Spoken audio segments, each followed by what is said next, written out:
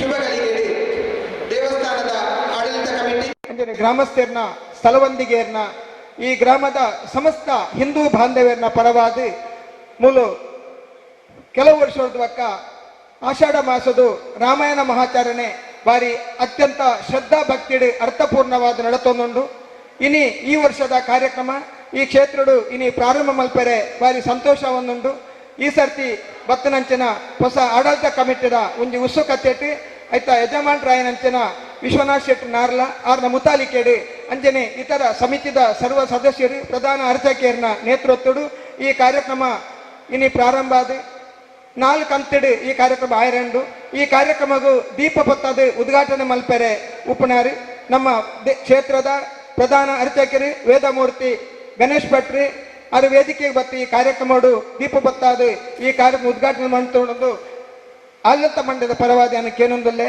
ಅಂಜನೆ ಕ್ಷೇತ್ರದ ಆಡಳಿತ ಮಂಡಳದ ಮುಕ್ತೇಶ್ವರರಾಯನಂತ ವಿಶ್ವನಾಥ್ ಶೆಟ್ಟಿ ನಾರ್ಲ ಮೇರ್ಲ ವೇದಿಕೆ ಬರಡು ಅಂಜನೆ ಸಾಂತ್ಯ ಗಡಿಕಾರರಾಯನಂತ ಶಿವರಾಮ್ ಶೆಟ್ಟಿ ಸಾಂತ್ಯ ಗೊತ್ತು ಅಂಜನೆ ನಮ್ಮ ಭಾರಿ ವರ್ಷೋದಕ್ಕೆ ಅರ್ಚಕರಾದ ಮೂಲ ಸೇವೆ ಸಲ್ಲಿಸಾಯನ ಅಂಚನ ಶ್ರೀನಿವಾಸ್ ನೆಲ್ಲಿತಾಯರು ಅಂಜನೆ ಸಮಿತಿದ ಸದಸ್ಯರಾಯನ ರಾಜೇಶ್ ಕೊಟ್ಟಾರಿಲು ಮಾಜಿ ಸದಸ್ಯರಾಯನ ಅಂಚಿನ ಶ್ರೀಮತಿ ಆಶಾ ಶೆಟ್ಟಿ ಅಂಜನೆ ನಯನ ಪಾರ್ಥ ಸಾರಥಿ ಮಾತೇರ್ಲ ಅಂಜನೆ ನಮ್ಮ ಕಾರ್ಯಾಲಯ ಪ್ರಮುಖರಾಯನ ರಾಜೇಶ್ ಗುಡ್ಡೆಮನೆ ಮಾತೇರ್ಲ ಬತ್ತದಿ ಈ ಕಾರ್ಯಕ್ರಮ ಭಾಗವಹಿಸೋಡು ಅತ್ತಂದೆ ಮಾತಾ ಬಂದುಲ್ಲ ಈ ಕಾರ್ಯಕ್ರಮ ಸಕ್ರಿಯವಾದ ಭಾಗವಹಿಸೋದಕ್ಕೆ ಏನೊಂದಿಲ್ಲ ಅಂಜನೆ ಇನ್ನಿತ ವಾಚನ ಮತ್ತು ಪ್ರವಚನ ನಡಪ ಇರುತ್ತನಾರಿ ನಮ್ಮ ಊರ್ದಾರೆಯನ ಕಟೀಲ್ ಮೇಲದ ಖ್ಯಾತ ಭಾಗವತೇರಿ ನಮ್ಮ ಸಹೋದರಿ ಆಯ್ನಂಚಿನ ದೇವಿ ಪ್ರಸಾದ್ ಆಳ್ವೇರಿ ಈ ಕಾರ್ಯಕ್ರಮ ವಾಚನ ಮಲ್ಪೊಳ್ಳಿ ಅಂಚನೆ ಎಂಕಲ ಆತ್ಮೀಯರಿ ಎಂಕಲ ಅನೇಕ ವರ್ಷದೊಕ್ಕ ಯಕ್ಷಗಾನ ಕಲಾಕ್ಷೇತ್ರುಡು ಈ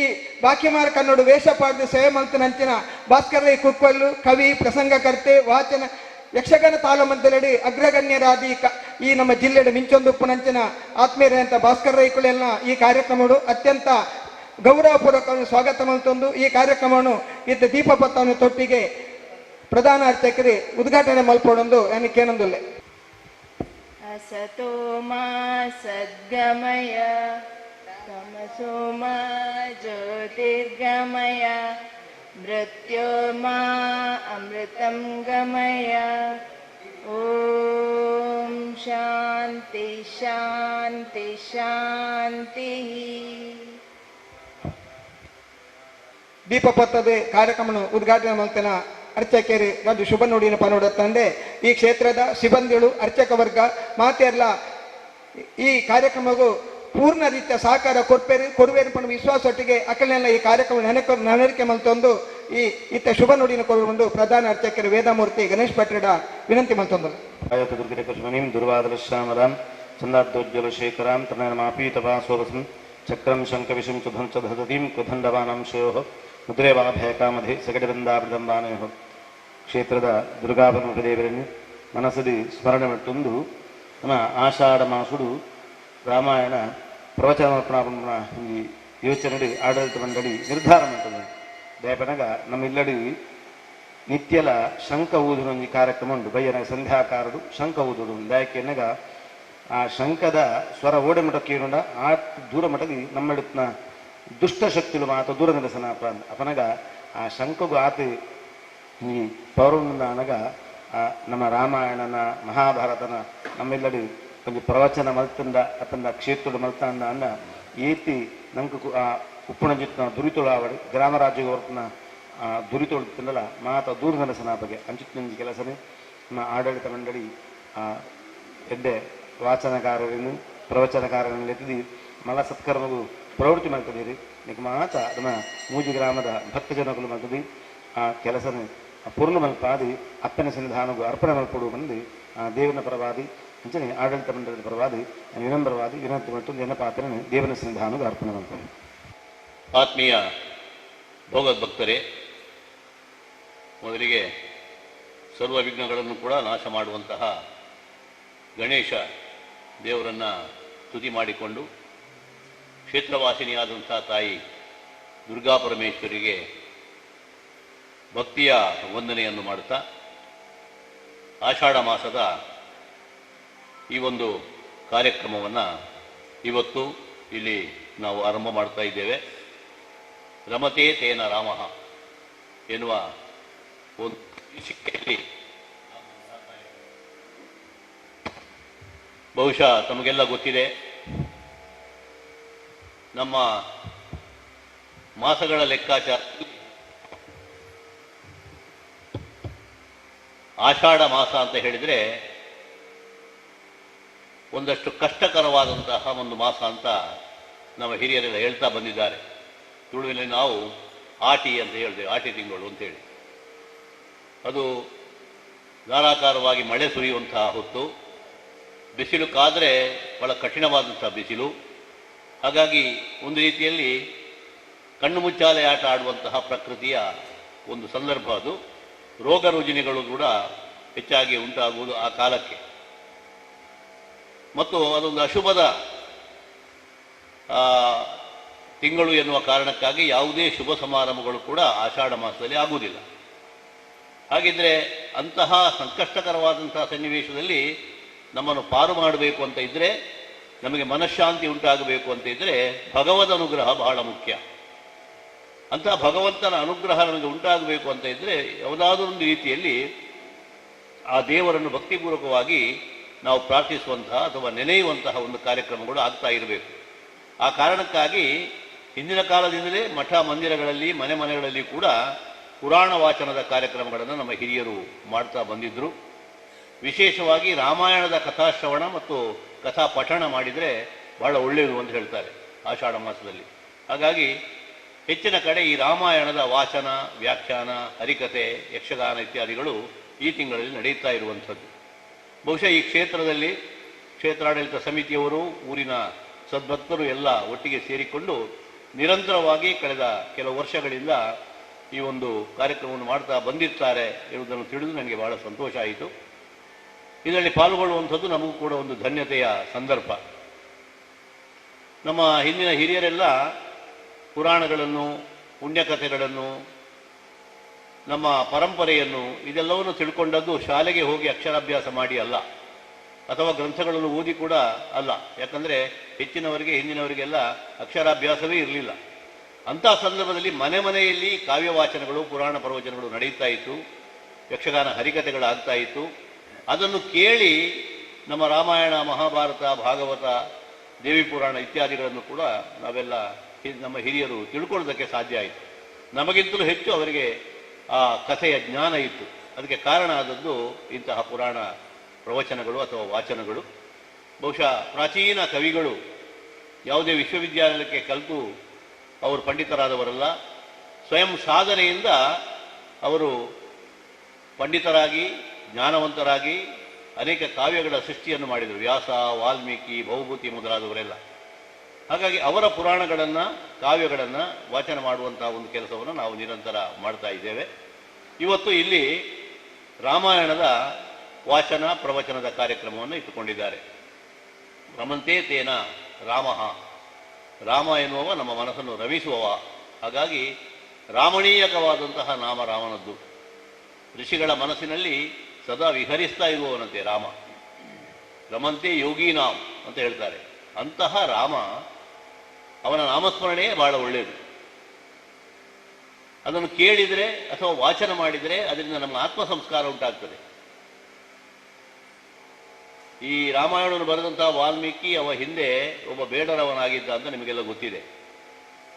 ದುಷ್ಟ ಕೆಲಸಗಳನ್ನು ಮಾಡಿ ಬೇಟೆಯನ್ನಾಡ್ತಾ ಇದ್ದಂತಹ ವಾಲ್ಮೀಕಿ ಅವನು ಸಪ್ತರ್ಷಿಗಳ ಮತ್ತು ನಾರದರ ಉಪದೇಶದಿಂದ ಪರಿವರ್ತನೆಯಾಗಿ ತಪಸ್ಸನ್ನು ಆಚರಿಸಿ ಹುತ್ತದ ಒಳಗಿಂದ ಎದ್ದು ಬಂದದ್ದರಿಂದ ಅವನಿಗೆ ವಾಲ್ಮೀಕಿ ಅಂತ ಹೆಸರು. ಅವನಿಗೆ ರಾಮ ಎನ್ನುವ ಅಕ್ಷರವನ್ನು ಉಚ್ಚಾರ ಮಾಡಲಿಕ್ಕೆ ಆಗ್ತಾ ಇರಲಿಲ್ಲಂತೆ. ಆಗ ಮರ ಮರ ಮರ ಅಂತ ಹೇಳ್ತಾ ಇದ್ದಂತೆ. ಆಗ ಸಪ್ತರ್ಷಿಗಳು ಅವನಿಗೆ ಹೇಳಿದರು, ನೀನು ಅದನ್ನೇ ಹೇಳ್ತಾ ಹೋಗು, ತನ್ನ ತಾನೇ ನಿನಗೆ ರಾಮ ಧ್ಯಾನ ಆಗ್ತದೆ ಅಂತ ಹೇಳಿ. ಹಾಗೆ ಮರ ಮರ ಮರ ಅಂತ ಹೇಳುವಾಗ ರಾಮ ರಾಮ ಆಯಿತು ಅವನಿಗೆ. ಹಾಗಾಗಿ ರಾಮನಾಮದ ಮಹಿಮೆಯನ್ನು ಕೂಡ ಋಷಿಗಳು ಹೇಳ್ತಾರೆ. ರಕಾರೋಚ್ಚಾರ ಮಾತ್ರೇಣ ಮುಖ ನಿರ್ಯಾತಿ ಪಾತಕಂ ಪುನಃಪ್ರವೇಶ ಭೀತ್ಯಾಚ ಮಕರಸ್ತು ಕವಾಟ ಒತ್ತಂತ. ರಾ ಎನ್ನುವ ಒಂದು ಅಕ್ಷರವನ್ನು ನಾವು ಉಚ್ಚರಿಸಿದರೆ ನಮ್ಮ ಮನಸ್ಸಿನ ಒಳಗಿರುವಂಥ ಎಲ್ಲ ಕ್ಲೇಶಗಳೆಲ್ಲ, ಬೇಡದ ವಿಚಾರಗಳೆಲ್ಲ ತುಟಿಯ ಮೂಲಕ ಹೊರಗೆ ಬರ್ತದೆ. ರಾ ಅಂತ ಹೇಳುವಾಗ ನೋಡಿ, ನಾವು ತುಟಿ ಮೇಲೆ ಮಾಡ್ತೇವೆ. ಪುನಃಪ್ರವೇಶ ಭೀತ್ಯಾಚು ಮಕಾರಸ್ತು ಕವಾಟವು. ಮಾ ಅಂತ ಹೇಳುವಾಗ ಮುಚ್ಚಿಕೊಳ್ತದೆ. ಆಗ ಒಳಗೆ ಶುದ್ಧ ಆಗಿರ್ತೇವೆ ನಾವು, ಹೊರಗಿನ ಯಾವ ಅಶುದ್ಧಿ ಕೂಡ ನಮ್ಮ ಒಳಗೆ ಬರುವುದಿಲ್ಲ. ಅದಕ್ಕಾಗಿ ರಾಮ ತಾರಕ ಮಂತ್ರ ಅಂತ ನಾವು ಹೇಳಿದರು, ಋಷಿಗಳು ಹೇಳಿದರು. ಹಾಗಾಗಿ ಆ ತಾರಕ ಮಂತ್ರವನ್ನು ನಿತ್ಯ ನಾವು ಜಪಿಸಬೇಕು ಅಥವಾ ರಾಮನ ಕಥೆಯನ್ನು ಕೇಳಬೇಕು ಅಂತ. ಈ ವಾಚನ ಪ್ರವಚನಗಳು ಇತ್ತೀಚೆಗೆ ಸ್ವಲ್ಪ ಕಡಿಮೆ ಆಗಿದೆ. ಆದರೆ ಗಮಕ ಪರಿಷತ್ ಅಂತ ಒಂದು ಶುರುವಾಗಿ ಬೇರೆ ಬೇರೆ ಕಡೆ ಅದನ್ನು ಮಾಡ್ತಾ ಇದ್ದಾವೆ. ನಾವು ಮಂಗಳೂರಿನ ನಮ್ಮ ಕೂಡ ಟಿ ವಿಯಲ್ಲಿ ಕೂಡ ಅದನ್ನು ಈಗ ಆರಂಭಿಸ್ತಾ ಇದ್ದೇವೆ. ಈ ತಿಂಗಳಲ್ಲಿ ನಮ್ಮ ದೇವಿಪ್ರಸಾದ್ ಆಳ್ವರೇ ಅದಕ್ಕೆ ಕಾವ್ಯ ವಾಚನವನ್ನು ಮಾಡಿದ್ದಾರೆ. ನಳಚರಿತ್ರೆ ಎನ್ನುವಂಥದ್ದು ಈ ತಿಂಗಳಲ್ಲಿ ಅದು ಬರಲಿಕ್ಕಿದೆ. ಆ ಸಂದರ್ಭದಲ್ಲಿ ಟಿ ವಿಯನ್ನು ನೋಡಿದರೆ ನಿಮಗೆ ಯಾವಾಗ ಏನು ಅಂತ ಗೊತ್ತಾಗ್ತದೆ. ಈ ಮಾಸದಲ್ಲಿ ಬೇರೆ ಬೇರೆ ಕಡೆ ಆಗ್ತಾ ಇರುವಂಥದ್ದು ಇಲ್ಲಿ ಪ್ರತಿ ಶುಕ್ರವಾರ, ಈಗ 4 ಶುಕ್ರವಾರಗಳು ನಮಗೆ ಸಿಗ್ತದೆ. ಅದರಲ್ಲಿ ಇಡೀ ರಾಮಾಯಣವನ್ನು ನಾವು ಆದಷ್ಟು ಕವರ್ ಮಾಡಬೇಕು ಎನ್ನುವುದು ನಮ್ಮ ಉದ್ದೇಶ. ಹಾಗಾಗಿ ಯಾವ ರಾಮಾಯಣವನ್ನು ನಾವು ಆಯ್ಕೆ ಮಾಡೋಣ ಅಂತ ಯೋಚನೆ ಮಾಡಿದಾಗ ನನಗೆ ಅನಿಸಿದ್ದು ವಾಲ್ಮೀಕಿ ರಾಮಾಯಣ ಎಲ್ಲದಕ್ಕೂ ಮೂಲಾಧಾರ ಇರುವಂಥದ್ದು. ಎಲ್ಲ ಅದರಿಂದಲೇ ಬೇರೆ ರಾಮಾಯಣಗಳೆಲ್ಲ ಹುಟ್ಟಿಕೊಂಡಿವೆ. ಆದರೆ ಎಷ್ಟು ರಾಮಾಯಣಗಳು ಜಗತ್ತಿನಲ್ಲಿ ಉಂಟು ಅಂತ ಹೇಳಿ ಯಾರೂ ಲೆಕ್ಕ ಹಾಕಿದವರಿಲ್ಲ. ಶತಕೋಟಿ ರಾಮಾಯಣಗಳು ಉಂಟಂತೆ. ಹಾಗಾಗಿ ಒಂದು ಕಡೆ ಕುಮಾರವ್ಯಾಸ ಕಾವ್ಯವನ್ನು ಬರೆಯುವಾಗ ಆರಂಭದಲ್ಲಿ ಹೇಳ್ತಾನೆ, ಒಂದ್ಸಲ ನಾನು ಆಲೋಚನೆ ಮಾಡಿದೆ ರಾಮಾಯಣವನ್ನು ಬರೆಯುವ ಅಂತ ಹೇಳಿ. ಆದರೆ ರಾಮಾಯಣ ಎನ್ನುವಂಥದ್ದು ತುಂಬ ಆಗಿ ಹೋಗಿದೆ. ತಿಣಿಕಿದನು ಫಣಿರಾಯ ರಾಮಾಯಣದ ಕವಿಗಳ ಭಾರದಲ್ಲಿ. ಈ ಭೂಮಿಯನ್ನು ಹೊತ್ತ ಮಹಾಶೇಷನಿಗೆ ಆ ಭಾರ ತಡಿಲಿಕ್ಕೆ ಆಗಲಿಲ್ಲ, ಅಷ್ಟು ರಾಮಾಯಣಗಳಾಗಿ ಹೋಗಿವೆ. ಹಾಗಾಗಿ ಕಾಲಿಡಲು ನೆನಪಿಲ್ಲ ರಾಮನ ಚರಿತ್ರೆಯಲ್ಲಿ, ಕಾಲಿಡುವುದಕ್ಕೆ ಜಾಗ ಇಲ್ಲ. ಹಾಗಾಗಿ ನಾನು ರಾಮಾಯಣವನ್ನೇ ಬರೆದರೆ 10ರಲ್ಲಿ 11 ಆಗ್ತದೆ ಅಂತ ಹೇಳಿ ತಿಳಿಯ ಹೇಳುವೆ ಕೃಷ್ಣ ಕಥೆಯನ್ನು ಅಂತ ಹೇಳಿ ಅವ ಮಹಾಭಾರತವನ್ನು ಬರೆದ. ರಾಮಾಯಣ ಬರೆದಂಥ ಕವಿಗಳು ಬೇರೆ ಬೇರೆ ಭಾಷೆಯಲ್ಲಿ, ಈಗ ತಮಿಳಿನಲ್ಲಿ ಹೋದರೆ ಕಂಬರಾಮಾಯಣ ಅಂತ ಸಿಗ್ತದೆ. ಹಾಗಾಗಿ ವಿದೇಶಗಳಲ್ಲಿಯೂ ಕೂಡ ಇಂಗ್ಲೀಷಲ್ಲಿ ಕೂಡ ರಾಮಾಯಣ ಇದೆ. ಹಾಗಾಗಿ ನಾವು ಇವತ್ತು ಯಾವುದನ್ನು ಆಲೋಚನೆ ಮಾಡಿ ತಗೊಳ್ಳುವುದಂತ ಇದ್ದಾಗ ನನಗೆ ಅನಿಸಿದ್ದು ಒಂದು ಬತ್ತಲೇಶ್ವರ ಕವಿಯ ಕೌಶಿಕ ರಾಮಾಯಣ ಎನ್ನುವಂಥದ್ದು ಒಂದು ಸಿಕ್ಕಿತ್ತು ನಮಗೆ. ಆಕಾಶವಾಣಿಯಲ್ಲಿ ಕೂಡ ಅದು ಬರ್ತಾ ಇದೆ. ಈ ಬತ್ತಲೇಶ್ವರ ಕವಿ ಎನ್ನುವ ಕ್ರಿಸ್ತಶಕ 1600ರಲ್ಲಿ ಬರೆದಂತಹ ಗ್ರಂಥ ಅಂತ ಇದು. ಅವ ವಾಲ್ಮೀಕಿ ರಾಮಾಯಣದ ಆಧಾರ ಇಟ್ಟುಕೊಂಡೇ ಬರೆದ, ಆದರೆ ಸರಳವಾದ ಕನ್ನಡದ ಷಟ್ಪದಿ ಕಾವ್ಯವಾಗಿ ಅದನ್ನು ಬರೆದ. ಬಹಳ ಕಾಲದ್ದು ತಾಳವಾಲೆಯಲ್ಲಿ ಇತ್ತು. ಆದರೆ ಜ್ಞಾನಪೀಠ ಪ್ರಶಸ್ತಿ ವಿಜೇತರಾದಂತಹ ಡಾಕ್ಟರ್ ಕೋಟ ಶಿವರಾಮ ಕಾರಂತರು ಪುತ್ತೂರಿನಲ್ಲಿ ಹರ್ಷ ಮುದ್ರಣಾಲಯ ಅಂತ ನಡೆಸ್ತಾ ಇದ್ರು. ಅವರದೇ ಆದಂಥ ಪ್ರೆಸ್ ಅದು. ಆಗ ಮೊಳೆಗಳೆಲ್ಲ ಜೋಡಿಸುವಂಥದ್ದು. ಅವರು ಬೇರೆ ಬೇರೆ ಕಡೆ ಹೋಗಿ ತಾಳವಾಡ ಗ್ರಂಥಗಳನ್ನೆಲ್ಲ ಸಂಪಾದನೆ ಮಾಡ್ತಾ ಇದ್ದಾಗ ಒಂದು ಕಡೆ ಅವರಿಗೆ ಅರ್ಧ ಬರ್ಧ ಇದು ಸಿಕ್ಕಿತ್ತು, ಬತ್ತಲೇಶ್ವರ ಕವಿ. ಮತ್ತೊಂದು ಕಡೆಗೆ ಹೋಗೋ ಮತ್ತೊಂದು ಸಿಕ್ಕಿತ್ತು. ಹಾಗೆ ಅದನ್ನೆಲ್ಲ ಒಟ್ಟು ಮಾಡಿ ಅದನ್ನು ಪ್ರತಿ ಮಾಡಿಸಿಕೊಂಡು ಲಿಪ್ಯಂತರ ಮಾಡಿ ಅದನ್ನು ಮತ್ತೆ ಅವರು ಮುದ್ರಿಸಿದರು ಅಂತ ಅವರು ಅದರಲ್ಲಿ ಮುನ್ನುಡಿಯಲ್ಲಿ ಬರೀತಾರೆ. 1966ರಲ್ಲಿ ಇದು ಮುದ್ರಣ ಆದಂತಹ ಒಂದು ಕಾವ್ಯ. ಸುಮಾರು 400-500 ವರ್ಷಗಳ ನಂತರ ಅದು ಬಂದದ್ದು. ಕಥೆ ಅದೇ, ಸ್ವಲ್ಪ ಅಲ್ಲಲ್ಲಿ ವ್ಯತ್ಯಾಸ ಇರಬಹುದು. ಆದರೆ ಬಹಳ ಸರಳವಾದಂತಹ ಕನ್ನಡದಲ್ಲಿ ಷಟ್ಪದಿಯಲ್ಲಿ ಈ ಬತ್ತಲೇಶ್ವರ ಕವಿ ರಚನೆ ಮಾಡಿದ್ದಾನೆ. ಅವರು ಅದಕ್ಕೆ ಕೌಶಿಕ ರಾಮಾಯಣ ಅಂತ ಯಾಕೆ ಹೆಸರು ಕೊಟ್ಟ ಅಂತ ಒಂದು ಜಿಜ್ಞಾಸೆ ಬಂದಿತ್ತು ಶಿವರಾಮ ಕಾರಂತರಿಗೆ. ಆಗ ಅವರು ಅದಕ್ಕೆ ಒಂದು ಸಮಾಧಾನ ಹೇಳಿದರು. ಏನಂತ ಹೇಳಿದರೆ, ಬೇರೆ ಬೇರೆ ರಾಮಾಯಣ ಉಂಟು, ವಾಲ್ಮೀಕಿ ರಾಮಾಯಣ ಅದು ಪ್ರಸಿದ್ಧ, ಇದಕ್ಕೇನು ಹೆಸರು ಕೊಡುವಂಥ ಆಲೋಚನೆ ಮಾಡುವಾಗ ರಾಮಾಯಣದಲ್ಲಿ ಶ್ರೀರಾಮನಿಗೆ ವಿದ್ಯಾಭ್ಯಾಸವನ್ನು ಕಲಿಸಿದ್ದು, ಶಸ್ತ್ರವಿದ್ಯಾಭ್ಯಾಸವನ್ನು ಕಲಿಸಿದ್ದು ವಿಶ್ವಾಮಿತ್ರ ಮುನಿಗಳು. ಅವರಿಗೆ ಕೌಶಿಕ ಅಂತ ಹೆಸರು. ಹಾಗಾಗಿ ಅವರೇ ಅವನ ಕೈಯಲ್ಲಿ ಕೋದಂಡದ ಒಂದು ಧನುರ್ವೇದದ ಪಾಠವನ್ನು ಮಾಡಿದವರು. ಹಾಗಾಗಿ ರಾಮನ ಗುರು ಅಲ್ವಾ ಕೌಶಿಕರು, ಅವರ ಹೆಸರನ್ನು ಸೇರಿಸಿಕೊಂಡು ಅದಕ್ಕೆ ಹಾಗೆ ಹೆಸರಿಡುವ ಅಂತ ಹೇಳಿ ಕೌಶಿಕ ರಾಮಾಯಣ ಅಂತ ಅದಕ್ಕೆ ಹೆಸರಾಯಿತು. ಆ ರಾಮಾಯಣ ಅದರಲ್ಲಿ ಉತ್ತರ ರಾಮಾಯಣದ ಚರಿತ್ರೆಯವರೆಗೂ ಅದು ಹೋಗ್ತದೆ. ಆದರೆ ಅದರಲ್ಲಿ ನಾವು ರಾಮಾಯಣದ ರಾವಣನ ವಧೆಯಲ್ಲಿವರೆಗಿನ ಒಂದು ಸನ್ನಿವೇಶಗಳನ್ನು ಆಯ್ದುಕೊಂಡು ಈಗ 4 ವಾರಗಳಲ್ಲಿ ನಿಮಗೆ ಕೊಡುವ ಪ್ರಯತ್ನ ಮಾಡ್ತೇವೆ. ಹಾಗಾಗಿ ಇವತ್ತೆಷ್ಟಾಗ್ತದೋ ಅಷ್ಟು ದೇವರ ಪೂಜೆ ಆಗುವಂಥ ಸಂದರ್ಭದವರೆಗೆ ನಾವು ಅದನ್ನು ಮುಂದುವರಿಸ್ತೇವೆ. ನಮ್ಮ ಜೊತೆ ತಲಪಾಡಿ ದೇವಿಪ್ರಸಾದ ಆಳ್ವ, ನಿಮ್ಮ ಊರಿನವರು, ಯಕ್ಷಗಾನದ ಪ್ರಸಿದ್ಧ ಭಾಗವತರು, ಕಟೀಲು ಮೇಳದ ಪ್ರಮುಖ ಭಾಗವತರು. ಪ್ರತಿ ವರ್ಷ ನಾವು ಮುಂಬೈಗೆ ಈಗ ನಡೆದು ಆಗಸ್ಟ್ನಲ್ಲಿ ಹೋಗ್ತೇವೆ. ಕಳೆದ ಒಂದು 20 ವರ್ಷಗಳಿಂದ ಮುಂಬೈಯಲ್ಲಿ ಕೂಡ ನಾವು ಯಕ್ಷಗಾನದ ತಾಳಮದ್ದಲೆ ಸರಣಿಯನ್ನು ಅಜಕಾರ ಕಲಾಭಿಮಾನಿ ಬಳಗದ ವತಿಯಿಂದ ಮಾಡುವಾಗ ಅವರು ನಮ್ಮ ಜೊತೆ ಇರ್ತಾರೆ. ಹಾಗಾಗಿ ಬೇರೆ ಬೇರೆ ಆಟಕೂಟಗಳಲ್ಲಿ ಕೂಡ ಭಾಗವಹಿಸಿದರು. ನಾನು ಇಲ್ಲಿ ಒಂದು ಬಹಳ ಹಿಂದಿನಿಂದಲೂ ಕೂಡ ಸಂಬಂಧ ಇಟ್ಟುಕೊಂಡವ. ಈಗಾಗಲೇ ನಾರಾಯಣ ಕಡಿಯವರು ಹೇಳಿದ ಹಾಗೆ ಕಳೆದ ಹಲವು ವರ್ಷಗಳಿಂದ ನಾನು ಮತ್ತು ನನ್ನ ಮಿತ್ರ ಜಲಂಧರ್ ರೈ ಅಂತ ಮಾಸ್ಟರ್ ಇದ್ದರು. ನಾವಿಲ್ಲಿಗೆ ಕಿನ್ಯ ಯಕ್ಷಗಾನ ಸಂಘಕ್ಕೆ ಯಾವಾಗಲೂ ಬರ್ತಾ ಇದ್ದವರು. ಹಾಗಾಗಿ ಆಟದಲ್ಲಿ ವೇಷ ಮಾಡಿದ್ದು ಕೂಡ ತುಂಬ ಉಂಟು, ತಾಳಮದ್ದಲ್ಲೇ ಭಾಗವಹಿಸಿದ್ದುಂಟು. ನಮ್ಮ ಜೊತೆಗೆ ಇದ್ದ ಕಲಾವಿದರವರೆಲ್ಲ. ಹಾಗಾಗಿ ನನಗೂ ಸಂತೋಷ ಅಂತ ದೇವಿಯ ಸೇವೆಯನ್ನು ಮಾಡುವಂಥ ಒಂದು ಅವಕಾಶ ಬಂದಿದೆ. ಹಾಗಾಗಿ ತಮ್ಮನ್ನೆಲ್ಲ ಆ ದೇವರ ಅನುಗ್ರಹ ನಮಗಿರಲಿ ಅಂತ ಪ್ರಾರ್ಥನೆ ಮಾಡಿಕೊಂಡು ಇವತ್ತಿನ ಪ್ರವಚನಕ್ಕೆ ತಮ್ಮೆಲ್ಲರ ಅನುಮತಿಯನ್ನು ಕೇಳ್ತಾ ಇದ್ದೇನೆ. ಹಾಗೆ ದೇವಿಯ ಶ್ರೀರಕ್ಷೆಯನ್ನು ಬೇಡ್ತಾ ಇದ್ದೇನೆ.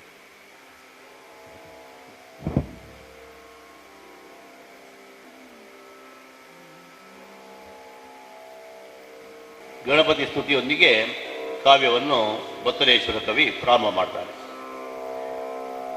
ಬಾಲಹಿಮಕರ ಕಿರಣ ಮಂಡಿತ ಬಾಳಲೋಚನ ರತುನ ಮಕುಟ ವಿಶಾಲನಾ ಗಜಬದನ ವರದಾಭಯಕರಾಂಬುಜಗೇ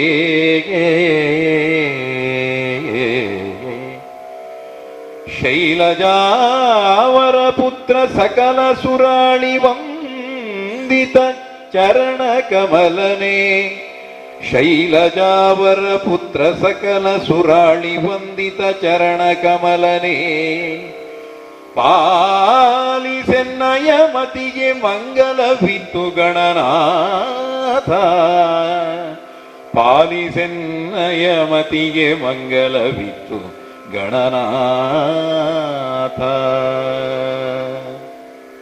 ಮಹಾಕವಿಗಳು ತಮ್ಮ ಕಾವ್ಯವನ್ನು ಬರೆಯುವಂಥ ಹೊತ್ತಿಗೆ ನಾಂದಿಯಲ್ಲಿ ಗಣಪತಿ ದೇವರನ್ನು ಪ್ರಾರ್ಥನೆ ಮಾಡುವಂಥದ್ದು ಅದು ಪದ್ಧತಿ. ಹಾಗಾಗಿ ಗಣೇಶನ ಒಂದು ಪೂರ್ಣಾನುಗ್ರಹದಿಂದ ಕಾವ್ಯದ ರಚನೆಯನ್ನು ತಾನು ಮಾಡಬೇಕು ಎನ್ನುವಂಥ ಉದ್ದೇಶದಿಂದ ಬತ್ತಲೇಶ್ವರ ಕವಿ ಈ ಷಟ್ಪದಿಯಲ್ಲಿ ಗಣಪತಿಯ ಮಹಿಮೆಯನ್ನು ವರ್ಣಿಸ್ತಾ ಅವನ ಅನುಗ್ರಹವನ್ನು ಯಾಚಿಸ್ತಾ ಇದ್ದಾನೆ. ಹಾಗೆ ಮುಂದುವರಿದು ಶಾರದಾ ಸ್ತುತಿಯನ್ನು ಕೂಡ ಅವ ಮಾಡ್ತಾನೆ. ವಾಣಿ ಬೊಮ್ಮನ ರಾಣಿ ಸುಜನ ಶ್ರೇಣಿ ಸೊಬಗಿನ ಕೇಣಿ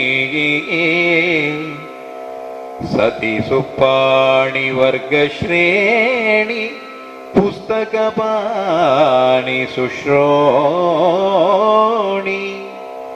ಸೊಬಗಿನ ಕೇಣಿ ಸತಿ ಸುಪ್ಪಾಣಿ ವರ್ಗ ಶ್ರೇಣಿ ಪುಸ್ತಕ ಪಾಣಿ ಶುಶ್ರೋಣಿ ರಾಣಿ ಕರುಣದಿ ಕೊಡುವರೊಳು ಕಡೆಯಾಣಿ ತನ್ನನು ನೆನೆವ ಭಕ್ತತ್ರಾಣಿ ಸುಬ್ರಹ್ಮಣಿ ಕಾಮಿತದಾನಿ ವರವಿಯೇ ಕಾಮಿತದಾನಿ ವರವಿಯೇ. ವಿದ್ಯಾದಿ ದೇವತೆಯಾದಂತಹ ಸರಸ್ವತಿ, ವಾಣಿ ಅಂತ ಅವಳಿಗೆ ಹೆಸರು. ವಾಣಿ ಎನ್ನುವ ಶಬ್ದಕ್ಕೆ ಮಾತು ಅಂತ ಉಂಟು. ಹಾಗಾಗಿ ನಮ್ಮ ಬಾಯಿಯಲ್ಲಿ ಯಾವುದೇ ಒಂದು ಮಾತು ಬರಬೇಕು ಅಂತ ಇದ್ದರೆ ಅದಕ್ಕೆ ಶಾರದಾ ಮಾತೆಯ ಅನುಗ್ರಹ ಕಾರಣ ಆಗಿರ್ತದೆ. ನಮ್ಮ ಮಸ್ತಿಷ್ಕದಲ್ಲಿ ಯಾವುದಾದ್ರೂ ಒಂದು ಜ್ಞಾನ ಮೂಡಬೇಕು ಅಂತ ಇದ್ದರೆ, ಒಂದು ಸಾಹಿತ್ಯದ ಶಕ್ತಿ ನಮಗೆ ಬರಬೇಕು ಅಂತ ಇದ್ದರೆ ಅಕ್ಷರಾಭಿಮಾನಿ ದೇವತೆಯಾದಂತಹ ಆ ತಾಯಿಯ ಅನುಗ್ರಹ ಬೇಕು ಎನ್ನುವಂಥದ್ದು ನಮಗೆಲ್ಲ ಗೊತ್ತಿರುವಂಥದ್ದು. ಹಾಗಾಗಿ ಕವಿ ಕೂಡ ಆ ವಾಣಿ ನನ್ನ ನಾಲಿಗೆಯಲ್ಲಿ ನೆಲೆಸಿ ಈ ಒಂದು ಕೃತಿಯನ್ನು ಬರೆಯುವ ಹಾಗಾಗಲಿ ಅಂತ ಹೇಳಿ ಪ್ರಾರ್ಥನೆ ಮಾಡಿ ಆಮೇಲೆ ಹೇಳ್ತಾನೆ, ನಾನು ಯಾಕೆ ಈ ರಾಮಕಥೆಯನ್ನೇ ಬರೆಯುತ್ತಾ ಇದ್ದೇನೆ, ಅದರ ಉದ್ದೇಶ ಏನು ಎನ್ನುವುದನ್ನು ಕೂಡ ಅವ ಸ್ಪಷ್ಟಪಡಿಸ್ತಾನೆ. ಸುಲಿದರಂಭಾ ಫಲವನೊಲ್ಲದಿ ಜಳರು ಮೇಲುವರೆಲೋ ಹಗಡಲೆಯಾಯ್ ಸುಲಿದರಂಭಾ ಫಲವನೊಲ್ಲದಿ ಜಳರು ಮೇಲುವರೆಲೋ ಹಗಡಲೆಯಾಯ್ ಸುಲಭವಕ ಸತ್ಕತೆಯ ಕೇಳದ ಮಹಿಯ ಮೂಢ ಜನ ತಿಳಿವರೇ ಗೂಢಾರ್ಥ ಬಂಧವ ಎಲ್ಲವೋ ಸಾಕಂತಿರಲಿ ಮುನೀದ ತಿಳಿದು ಲೋಕವು ಬದುಕಲೆಂದೀ ಕಥೆಯ ವಿರಚಿಸಿದ ತಿಳಿದು ಲೋಕವು ಬದುಕಲೆಂದೀ ಕಥೆಯ ರಚಿಸಿದೆನೋ. ಓ ಕವಿಗಳು ಅಥವಾ ಸಾಹಿತಿಗಳು ಒಂದು ಸಾಹಿತ್ಯದ ರಚನೆ ಮಾಡ್ತಾ ಇದ್ರೆ ಅದು ಕೇವಲ ಅವರ ಆತ್ಮತೃಪ್ತಿಗಾಗಿ ಅವರು ಮಾಡ್ತಾರೆ. ಆದರೆ ಯಾಕೆ ಮಾಡ್ತಾರೆ? ತಮ್ಮ ಆತ್ಮತೃಪ್ತಿಯ ಮೂಲಕವಾಗಿ ಪ್ರಪಂಚಕ್ಕೂ ಅದರಿಂದ ಏನಾದರೂ ಒಂದು ಒಳಿತಾಗಬೇಕು ಅಂತ ಹೇಳಿ. ಅದಕ್ಕೆ ಇಲ್ಲಿ ಕವಿ ಹೇಳ್ತಾನೆ ನೋಡಿ, ಸುಲಿದ ರಂಭಾಫಲವನ್ನೊಲ್ಲದೆ ಜಳರು ಮೆಲುವರೆ ಲೋಹ ಗಡಲೆಯ. ರಂಭಾಫಲ ಅಂದರೆ ಬಾಳೆಹಣ್ಣು. ಸುಳಿದ ಬಾಳೆಹಣ್ಣನ್ನು ಸಲೀಸಾಗಿ ನಮಗೆ ತಿನ್ನಲಿಕ್ಕೆ ಆಗ್ತದೆ. ಅದು ಬಿಟ್ಟು ಲೋಹದ ಕಡಲೆ ಬಾಯಿಗೆ ಸಿಕ್ಕಿದ್ರೆ ಹಲ್ಲು ತುಂಡಾದಿತ್ತು ಹೊರತು ಕಡಲೆ ಅಂತದ್ದು ಆಗಲಿಕ್ಕಿಲ್ಲ. ಯಾಕೆಂದರೆ ಅದು ಕಬ್ಬಿಣದ್ದು. ಹಾಗಾಗಿ ಕಬ್ಬಿಣದ ಕಡಲೆಕಾಯಿಯನ್ನು ಕೊಟ್ಟು ಜನರಿಗೆ ತಿನ್ನಿ ಅಂತ ಹೇಳಿದರೆ ಅದರಿಂದ ಪ್ರಯೋಜನ ಇಲ್ಲ. ಎಲ್ಲರಿಗೂ ಸುಲಲಿತವಾಗಿ ತಿನ್ನುವುದಕ್ಕೆ ಸಾಧ್ಯ ಆಗುವ ರೀತಿಯಲ್ಲಿ ರಂಭಾಫಲವನ್ನೇ ಕೊಡಬೇಕು ಅಂತ ನನ್ನ ಉದ್ದೇಶ. ಅಂದರೆ ಬಾಳೆಹಣ್ಣನ್ನೇ ಕೊಡಬೇಕು, ಲೋಹದ ಕಡಲೆಯನ್ನಲ್ಲ.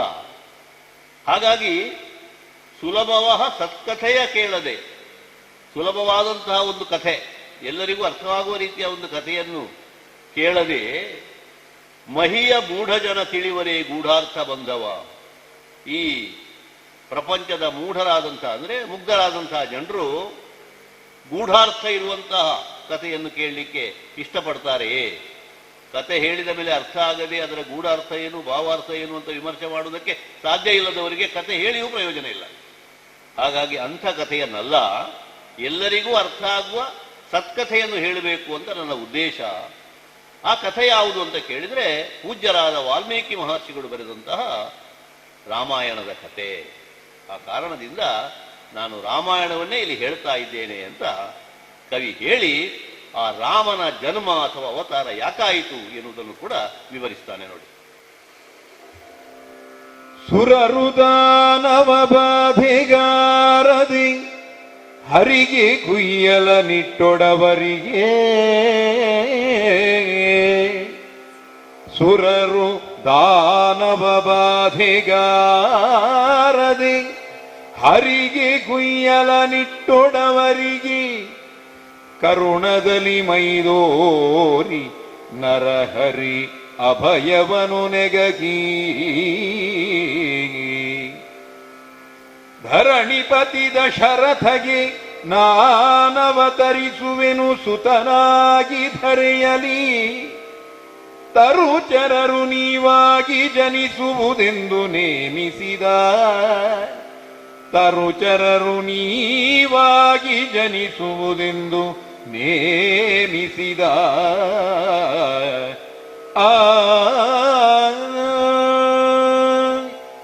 ಈ ಭಾಗದಲ್ಲಿ ದೇವತೆಗಳ ಪ್ರಾರ್ಥನೆಯನ್ನು ಮನ್ನಿಸಿ ಶ್ರೀಮನ್ನಾರಾಯಣ ಹೇಗೆ ಶ್ರೀರಾಮನ ಅವತಾರವನ್ನು ತಳೆದ ಎನ್ನುವುದನ್ನು ಹೇಳ್ತಾರೆ. ನೀವೆಲ್ಲ ಕೇಳಿರಬಹುದು. ನಾರಾಯಣ ದೇವರಿಗೆ ಅಂದರೆ ಶ್ರೀ ಮಹಾವಿಷ್ಣುವಿಗೆ ಭೃಗುಮುನಿಗಳು ಶಾಪ ಕೊಡ್ತಾರೆ. ಒಂದು ಕಾಲದಲ್ಲಿ ಭೃಗು ಪತ್ನಿಯನ್ನು ಶಿಕ್ಷಿಸಬೇಕಾಗ್ತದೆ ಮಹಾವಿಷ್ಣು. ಅದರಿಂದ ಕ್ರುದ್ಧರಾದಂತಹ ಭೃಗು ಮಹರ್ಷಿಗಳು ಅವನಿಗೆ ನೀನು 10 ಅವತಾರಗಳನ್ನು ಎತ್ತು ಎನ್ನುವ ಹಾಗೆ ಶಾಪವನ್ನು ಕೊಡ್ತಾರೆ. ಅದು ಕೂಡ ಬೇರೆ ಬೇರೆ ಕಷ್ಟಪಡುವಂತಹ ಯೋನಿಗಳಲ್ಲಿ ಹುಟ್ಟಿ ಬರಬೇಕು ಅಂತ.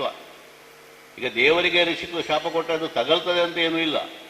ಆದರೆ ತನ್ನ ಭಕ್ತರಾದಂತಹ ಮಹರ್ಷಿಗಳು ಕೊಟ್ಟ ಶಾಪವನ್ನು ತಾನು ಸ್ವೀಕರಿಸ್ತೇನೆ ಅಂತ ಹೇಳಿ ಒಪ್ಪಿಕೊಂಡು ಅವನು 10 ಅವತಾರವನ್ನು ಎತ್ತುವಂಥದ್ದು ಶ್ರೀಮನ್ ಮಹಾವಿಷ್ಣು. ಅದರಲ್ಲಿ ಒಂದು ಅವತಾರದಲ್ಲಿ ನೀನು ಹೆಂಡತಿ ಇಲ್ಲದೆ ದುಃಖ ಪಡಬೇಕು ನನ್ನ ಹಾಗೆ, ಅಂದರೆ ನನ್ನ ಹೆಂಡತಿಯನ್ನು ನೀನು ಕೊಂದಿದೆಯಲ್ಲ, ಹಾಗಾಗಿ ನಿನಗೂ ಆ ದುಃಖ ಬರಬೇಕು ಅಂತ ಅವರು ಶಾಪ ಕೊಟ್ಟಿರ್ತಾರೆ. ಹಾಗಾಗಿ ಶ್ರೀರಾಮನ ಅವತಾರವನ್ನು ಮಹಾವಿಷ್ಣು ತಾಳ್ತಾನೆ ಅಂತ ಅವತಾರದ ಕಥೆಯಲ್ಲಿ ಬರ್ತದೆ. ಭಗವಂತನ 10 ಅವತಾರಗಳಲ್ಲಿ ಬೇರೆ ಬೇರೆ ಆವೇಶ, ಅಂಶಾವತಾರ, ಅಂಶಾಂಶಾವತಾರ, ಹೀಗೆ ಬೇರೆ ಬೇರೆ ಅವತಾರಗಳುಂಟು. ಆಮೇಲೆ ಬರುವಂಥ ಕೃಷ್ಣ ಅವತಾರದ ಪೂರ್ಣಾವತಾರ ಅಂತ ಹೇಳ್ತಾರೆ. ಈ ರಾಮಾಯಣದಲ್ಲಿ ಬರುವಂತಹ ಶ್ರೀರಾಮನ ಒಂದು ಆದರ್ಶ ಪಾತ್ರ ಅದು ಹೇಗೆ ಬಂತು ಎನ್ನುವುದಕ್ಕೆ ಇದರ ಪೂರ್ವ ಕಥೆಯಲ್ಲಿ ಕ್ಷೀರಸಾಗರವಾಸಿಯಾದಂತಹ ಮಹಾವಿಷ್ಣುವನ್ನು ರಾಕ್ಷಸರೆಲ್ಲ ತೊಂದರೆ ಕೊಡ್ತಾ ಇದ್ದಂತಹ ಸಂದರ್ಭದಲ್ಲಿ ದೇವತೆಗಳೊಂದು ಪ್ರಾರ್ಥನೆ ಮಾಡ್ತಾರೆ. ಆವಾಗಲೇ ರಾವಣಾದಿ ದುಷ್ಟ ರಾಕ್ಷಸರು ಹುಟ್ಟಿಕೊಂಡಿದ್ದಾರೆ, ಲೋಕಕಂಟಕರಾಗಿದ್ದಾರೆ, ದೇವತೆಗಳಿಗೆ ಪೀಡನೆಯನ್ನು ಕೊಡ್ತಾ ಇದ್ದಾರೆ, ದೇವಲೋಕದ ಮೇಲೆ ದಾಳಿ ಮಾಡ್ತಾ ಇದ್ದಾನೆ ರಾವಣ, ಅವನ ತಮ್ಮ ಕುಂಭಕರ್ಣ. ಹೀಗೆ ಇವರೆಲ್ಲರಿಂದಲೂ ಸಂಕಷ್ಟಕ್ಕೆ ಒಳಗಾದಂತಹ ಆ ದೇವತೆಗಳು ದೇವೇಂದ್ರನ ನೇತೃತ್ವದಲ್ಲಿ ವೈಕುಂಠಕ್ಕೆ ಬರ್ತಾರಂತೆ. ವೈಕುಂಠ ಅಂತ ಇರುವುದು ಅದು ಸಾಗರದ ಮಧ್ಯದಲ್ಲಿ. ಸಾಗರದ ಮಧ್ಯದಲ್ಲಿ ಆದಿಶೇಷನ ಮೇಲೆ ಪವಡಿಸ್ತಾ ಇದ್ದಾನೆ ಶ್ರೀಮನ್ನಾರಾಯಣ. ಲಕ್ಷ್ಮೀದೇವಿ ಅವನ ಕಾಲನ್ನು ಒತ್ತುತ್ತಾ ಇದ್ದಾಳೆ. ಅಂತಹ ಸಂದರ್ಭದಲ್ಲಿ ದೇವತೆಗಳು ಗೋಳಿಡ್ತಾ ಇದ್ದಾರೆ, ಜಯ ಜಯ ಜಯ ಜಯ ಕಾಪಾಡಬೇಕು ಅಂತ. ಏನು ಅಂತ ಕೇಳಿದರೆ, ರಕ್ಕಸರ ಬಾಧೆ ಆಗಿದೆ ಸ್ವಾಮಿ, ನಮಗೇನಾದರೂ ಪರಿಹಾರವನ್ನು ನೀನೇ ಮಾಡಬೇಕು, ರಕ್ಕಸರನ್ನು ಕೊಂದುಕೊಡಬೇಕು ಅಂತ ಪ್ರಾರ್ಥನೆ ಮಾಡ್ತಾರೆ. ಆಗ ಮಹಾವಿಷ್ಣು ಅಭಯ ಕೊಡುವುದಂತೆ, ಯೋಚಿಸಬೇಡಿ, ಎಲ್ಲದಕ್ಕೂ ಒಂದು ಕಾಲ ಕೂಡಿ ಬರಬೇಕು.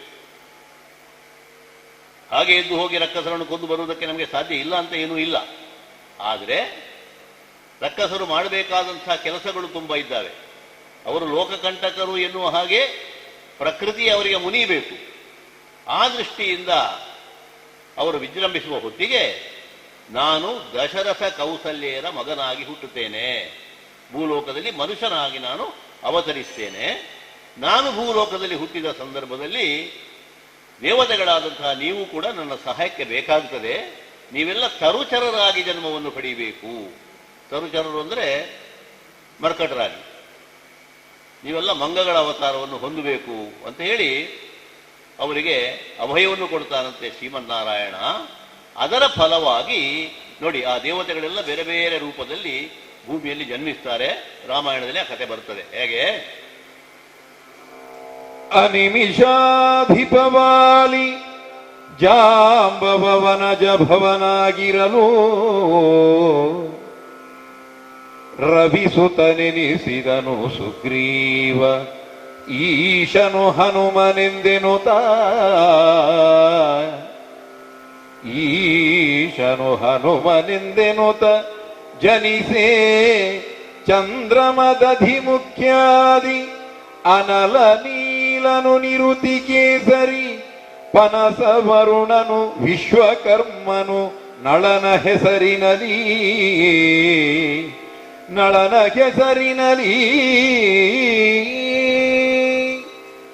ನೋಡಿ, ರಾಮಾಯಣದಲ್ಲಿ ಬೇರೆ ಬೇರೆ ಕಪಿಗಳ ಹೆಸರು ಬರ್ತದೆ. ಆ ಕಪಿಗಳೆಲ್ಲ ಅವರ ಹಿಂದಿನ ಜನ್ಮದಲ್ಲಿ ದೇವತೆಗಳೇ ಆಗಿದ್ದವರು. ರಾಮನ ಸೇವಾರ್ಥವಾಗಿ ಶ್ರೀಮನ್ನಾರಾಯಣ ರಾಮಾವತಾರವನ್ನು ತಾಳುವಾಗ ಅವರೆಲ್ಲ ಕಪಿಗಳ ಅವತಾರವನ್ನು ತಾಳ್ತಾರೆ. ಕೆಲವರು ವಿರೋಧಿಗಳಾಗಿ ಕಾಣ್ತಾರೆ, ಮತ್ತೆ ಕೆಲವರು ಮಿತ್ರರಾಗಿ ಕಾಣ್ತಾರೆ. ಉದಾಹರಣೆಗೆ ವಾಲಿಯ ಒಂದು ಪಾತ್ರ ಬರ್ತದೆ ನೋಡಿ ರಾಮಾಯಣದಲ್ಲಿ. ಅವ ತಮ್ಮನಿಗೆ ಆಪತ್ತು ತಂದದ್ದರಿಂದ, ತಮ್ಮನ ಹೆಂಡತಿಯನ್ನೇ ಇಟ್ಟುಕೊಂಡದ್ದರಿಂದ ಶ್ರೀರಾಮನ ವಿರೋಧವನ್ನು ಕಟ್ಟಿಕೊಳ್ಬೇಕಾಯಿತು. ಹಾಗೆ ವಿರೋಧಿಯಾಗಿ ಬಂದದ್ದು. ಆದರೆ ನಿಜವಾಗಿ ವಾಲಿ ಯಾರು ಅಂತ ಕೇಳಿದರೆ ಅನಿಮಿಷಾಧಿಪ ವಾಲಿ. ಅನಿಮಿಷಾಧಿಪ ಅಂದರೆ ದೇವೇಂದ್ರ. ದೇವೇಂದ್ರ ಅಂಶವೇ ವಾಲಿಯಾಗಿ ಜನ್ಮಿಸಿದ್ದು. ಹಾಗಿದ್ರೆ ಮತ್ತೆ ಉಳಿದವರು ಜಾಂಬವ ದೇವರು, ಅತ್ಯಂತ ಹಿರಿಯರು ಜಾಂಬವರು. ಕುಮ್ಮಿನಿ ಹುಟ್ಟುವ ಮೊದಲೇ ಅವರು ಹುಟ್ಟಿದ್ರು ಅಂತ ಹೇಳ್ತಾರೆ. ಆ ಈಶ್ವರನಿಗೆ ಪಾರ್ವತಿನಿಗೆ ವಿವಾಹ ಆಗುವ ಹೊತ್ತಿಗೆ ಅವನಿಗೆ 18 ವರ್ಷ ಅಂತೆ. ಅಷ್ಟೂ ಪುರಾತನವಾದಂತಹ ಜಾಂಬವರು ಯಾರು ಅಂತ ಕೇಳಿದರೆ ಜಾಂಬವ ವನಜಾಭವ ಅಂತ ಹೇಳ್ತಾರೆ. ಬ್ರಹ್ಮನೇ ಜಾಂಬವನ ರೂಪದಲ್ಲಿ ಹುಟ್ಟಿದ್ದು, ಬ್ರಹ್ಮದೇವನೇ ಜಾಂಬವನಾಗಿ ಅವತರಿಸಿದ್ದು. ರವಿಸಿತನೆನಿಸಿದನು ಸುಗ್ರೀವ. ಆಮೇಲೆ ಸುಗ್ರೀವ ಯಾರು ಅಂತ ಕೇಳಿದರೆ ಅವ ಸೂರ್ಯನ ಒಂದು ಅಂಶ, ಹಾಗಾಗಿ ಅವನಿಗೆ ರವಿನಂದನ ಅಂತ ಹೆಸರು. ಹಾಗೆ ಹನುಮನೆಂದೆನುತ ಜನಿಸೆ ಯಾರು? ಈಶನು. ಪರಮೇಶ್ವರನ ಒಂದು ಅಂಶವೇ ಹನುಮಂತನಾಗಿ ಜನ್ಮಿಸಿದ್ದು ಅಂತ ಹೇಳ್ತಾರೆ. ಹಾಗೆ ಚಂದ್ರಮ ದಧಿಮುಖ ಅನಲ ನೀಲ, ಅಗ್ನಿಯು ನೀಲನಾಮಕನಾಗ್ತಾನೆ. ಚಂದ್ರನು ದಧಿಮುಖ ಎನ್ನುವಂತಹ ಕಪಿಯಾಗ್ತಾನೆ. ಕೇಸರಿ ಅವ ನಿಯತಿ, ವರುಣನ ಮನಸ ಅವ ವರುಣನ ಮಗ. ವಿಶ್ವಕರ್ಮ ನಳ. ಹೀಗೆ ಬೇರೆ ಬೇರೆ ಮರ್ಕಟರುಗಳಾಗಿ ದೇವತೆಗಳು ಜನ್ಮಿಸ್ತಾರೆ.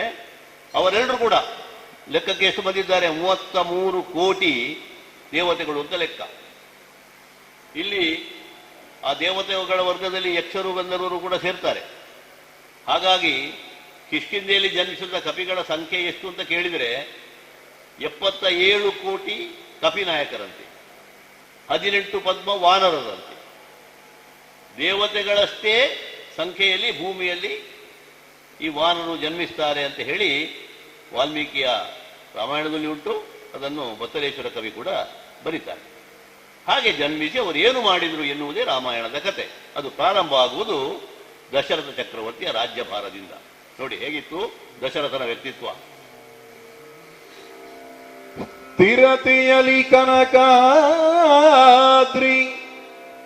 ಧೈರ್ಯದಿ ಧರೆಗೆ ಸರಿ ಗಂಭೀರತನದಲ್ಲಿ. ಸ್ಥಿರತೆಯಲಿ ಕನಕಾದ್ರಿ ಧೈರ್ಯದಿ ಧರೆಗೆ ಸರಿ ಗಂಭೀರತನದಲ್ಲಿ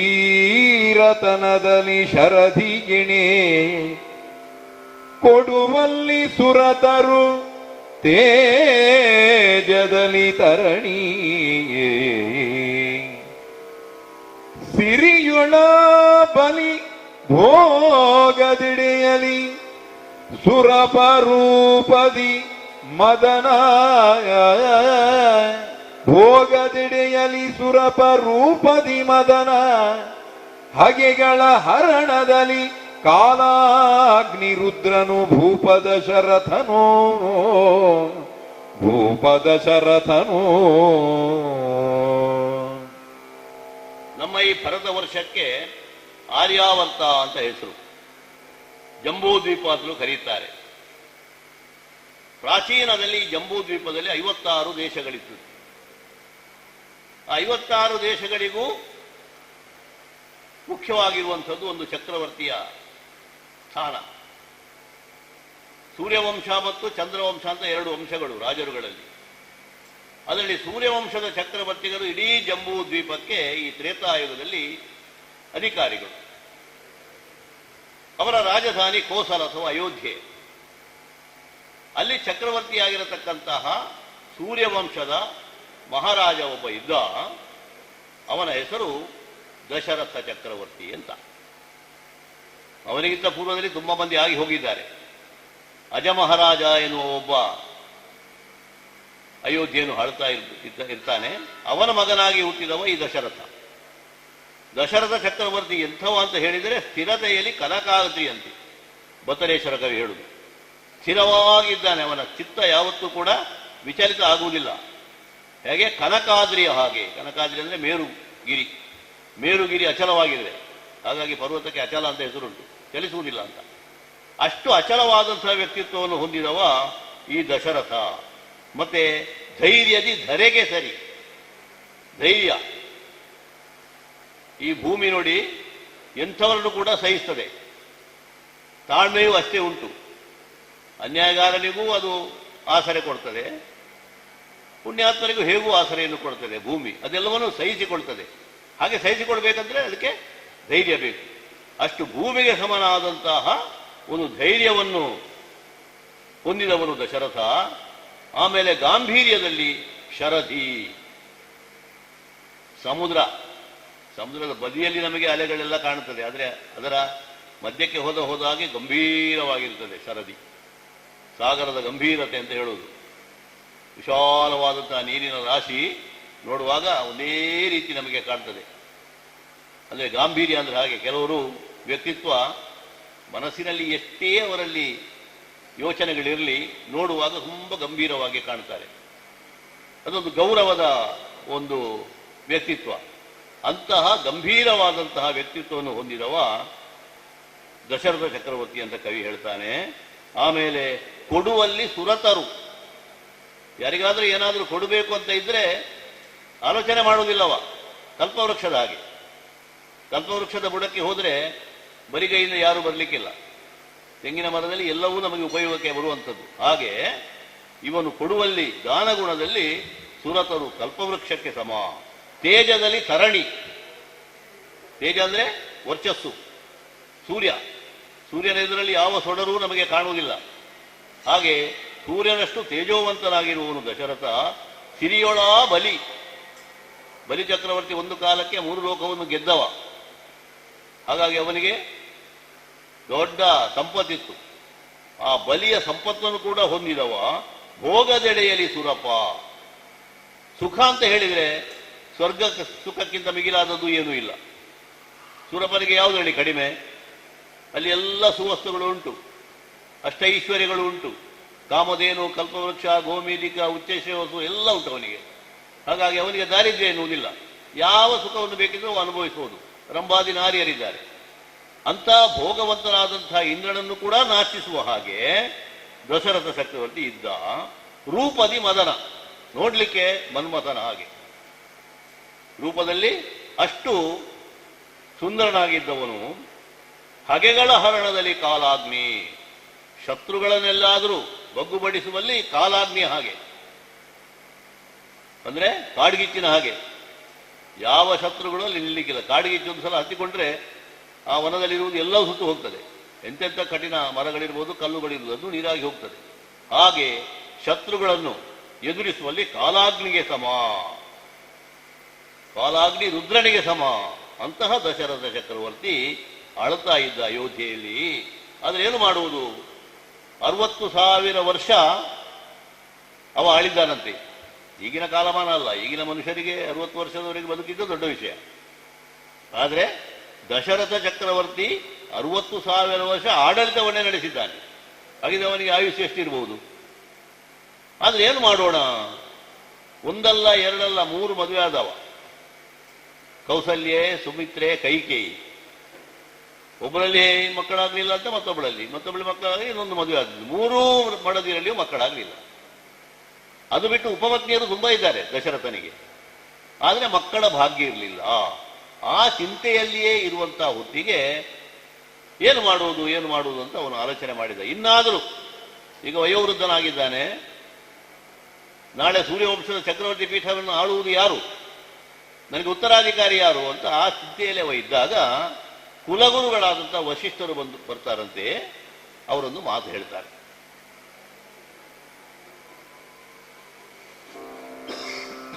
ಒಡನೆ ವಾಸಿಷ್ಠಾದಿ ಮುನಿಗಳ ಗಡನದಲ್ಲಿ ಕೊಂಬಿನ ಮುನೀಶ್ವರ, ಒಡನೆ ವಾಸಿಷ್ಠಾದಿ ಮುನಿಗಳ ಗಡನದಲ್ಲಿ ಕೊಂಬಿನ ಮುನೀಶ್ವರ, ತೊಡಗಿಸಿದನ ಪುತ್ರ ಕಾಮಾಧ್ವರವ ಅರಸಂಗಿಗೆ, ತೊಡಗಿಸಿದನ ಪುತ್ರ ಕಾಮಾಧ್ವರವ ಅರಸಂಗೆ. ಮಡಿಮಡಿದು ಬೆರಳುಗಳ ಆಹುತಿಗೊಡಲು ಸುರತತಿಯುಂಡು ದಣಿಯಿತು, ಕೊಡುವೆ ವಿನ್ನವನಿಪನ ಭೀಷ್ಟವ ಎಂದು ದಮರಗಣ, ಕೊಡುವೆ ವಿನ್ನವನಿಪನ ಅಭೀಷ್ಟವ ಎಂದು ದಮರಗಣ. ದಶರಥ ಚಕ್ರವರ್ತಿ ದೇವತೆಗಳಿಗೂ ಕೂಡ ಸಹಾಯ ಮಾಡಿದವ. ಶಂಬರಾಸುರ ಎನ್ನುವಂಥ ಒಬ್ಬ ದೈತ್ಯ ಸ್ವರ್ಗಲೋಕದಲ್ಲಿ ದೇವೇಂದ್ರಾದಿಗಳಿಗೆ ಉಪ್ಪಡವನ್ನು ಕೊಡುವಾಗ ಅವನ ಸಹಾಯಕ್ಕೆ ದೇವೇಂದ್ರ ದಶರಥನನ್ನು ಕರೆಸ್ತಾನಂತೆ. ದಶರಥ ಹೋಗಿ ಶಂಬರಾಸುರನ್ನು ವಧೆ ಮಾಡುತ್ತಾನೆ. ಆ ಹೊತ್ತಿಗೆ ಅವನ ಜೊತೆಗೆ ಅವನ ಕಿರಿಯ ರಾಣಿಯಾದಂತಹ ಕೈಕೆ ಹೋಗಿರ್ತಾಳೆ.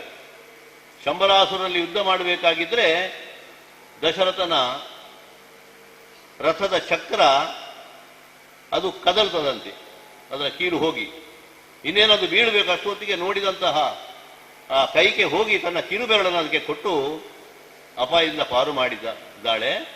ಇವನು ಯುದ್ಧ ಮಾಡ್ತಾ ಇದ್ದಾನೆ, ಇವನು ಗೊತ್ತಿಲ್ಲ. ಆಮೇಲೆ ನೋಡಿದರೆ ಇವಳ ಕೈಯಲ್ಲಿ ರಕ್ತ ಬರುತ್ತದೆ. ಕಾರಣ ಏನು ಅಂತ ಕೇಳಿದರೆ ಹೀಗೀಗೆ ಅಂತ ಹೇಳ್ತಾಳೆ. ಹಾಗಿದ್ರೆ ಯುದ್ಧದಲ್ಲಿ ನಾನು ಜಯಶೀಲನಾಗಬೇಕಾಗಿದ್ದರೆ ನೀನು ಅದಕ್ಕೆ ಕಾರಣ, ನಿನಗೆ 2 ವರ ಕೊಡ್ತೇನೆ ಕೇಳು ಅಂತ ಹೇಳ್ತಾರೆ. ಈಗ ಬೇಡ, ಬೇಕಾದಾಗ ಕೇಳ್ತೇನೆ ಅಂತ ಅವಳು ಹೇಳ್ತಾರೆ. ಅದೊಂದು ಕತೆ ನಡೀತದೆ. ಅಂದ್ರೆ ಭೂಲೋಕದಲ್ಲಿ ಮಾತ್ರ ಕೀರ್ತಿ ಅಲ್ಲ ಅವನದ್ದು, ದಶದಿಕ್ಕಿಗಳಿಗೂ ರಥವನ್ನು ಹರಿಸಬಲ್ಲವನಾದ್ದರಿಂದ ಅವ ದಶರಥ. ದೇವತೆಗಳಿಗೂ ಕೂಡ ಸಹಾಯ ಮಾಡಿದ್ದಾನೆ ಅಂತ. ಅಂಥ ದಶರಥನಿಗೆ ಮಕ್ಕಳಾಗಲಿಲ್ಲ. ಚಿಂತೆಯಲ್ಲಿ ಒಂದು ಸಲ ಬೇಟೆಗೆ ಹೋಗ್ತಾರಂತೆ. ಬೇಟೆಗೆ ಹೋದ ಸಂದರ್ಭದಲ್ಲಿ ಶಬ್ದವೇದಿ ಬಾಣ ಪ್ರಯೋಗ ಮಾಡುವಾಗ ಹಂದಿ ಅಂತ ತಿಳ್ಕೊಂಡು ಒಂದು ಬ್ರಾಹ್ಮಣ ಕುಮಾರನಿಗೆ ಅದು ತಾಗುತ್ತದೆ. ಆ ಬ್ರಾಹ್ಮಣ ಕುಮಾರ ನೀರು ತರುವುದಕ್ಕಾಗಿ ಹೋದದ್ದು ತನ್ನ ತಂದೆ ತಾಯಿಗಳನ್ನು ಕಾಶಿಗೆ ಕೊಂಡು ಹೋಗಲಿಕ್ಕೆ ಆಗುವಾಗ ಬಾಯಾರಿದ ಅವರಿಗೆ ನೀರು ತರಬೇಕು ಅಂತ ಶ್ರವಣಕುಮಾರ್ ಅಂತ ಅವನ ಹೆಸರು.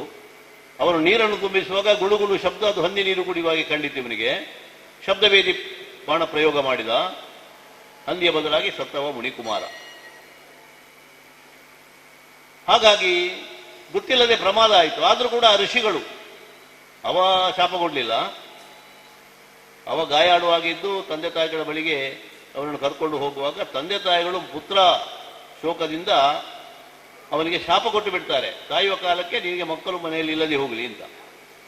ಅದೊಂದು ಆಶಾಕಿರಣ ಆಯಿತು ದಶರಥನಿಗೆ. ಶಾಪವೇ ವರವಾಯಿತು. ಹೇಗೆ? ಅಷ್ಟವರೆಗೆ ಮಕ್ಕಳೇ ಇರಲಿಲ್ಲ ಅವನಿಗೆ. ಅಂತಹ ಸಂದರ್ಭದಲ್ಲಿ ಋಷಿಯ ಶಾಪ ಬಂದವು ನೋಡಿ, ನಿನ್ನ ಮಕ್ಕಳು ನಿನ್ನ ಬಳಿಯಲ್ಲಿ ಇಲ್ಲದೆ ಹೋಗಲಿ ಅಂದ್ರೇನರ್ಥ? ಮಕ್ಕಳಾಗ್ತದಂತಲ್ವಾ? ಋಷಿವಾಕ್ಯ ಯಾವತ್ತೂ ಕೂಡ ಹುಸಿ ಆಗುವುದಿಲ್ಲ.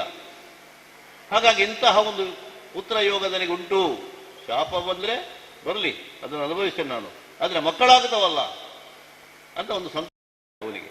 ಈ ವಿಚಾರವನ್ನು ವಸಿಷ್ಠರಲ್ಲಿ ಹೇಳುವಾಗ ವಸಿಷ್ಠರು ಹೇಳ್ತಾರೆ, ಯೋಗ ಇರುವುದು ಹೌದು, ಆದರೆ ಕೃತುವಿನ ಮುಖಾಂತರವೇ ನೀನು ಆ ಯೋಗವನ್ನು ಪಡಿಬೇಕಾಗ್ತದೆ. ಅದಕ್ಕೆ ಪುತ್ರಕಾಮೇಷ್ಟಿ ಯಾಗವನ್ನು ಮಾಡಬೇಕು ಅಂತ. ಪುತ್ರಕಾಮೇಷ್ಟಿ ಅಂತ ಹೇಳಿದರೆ ಬಹಳ ದೊಡ್ಡ ಯಾಗ ಅದು. ಅದನ್ನು ಮಾಡಬೇಕಾಗಿದ್ದರೆ ಸಾಮಾನ್ಯ ಋತ್ವಿಜರು ಸಾಕಾಗೋದಿಲ್ಲ.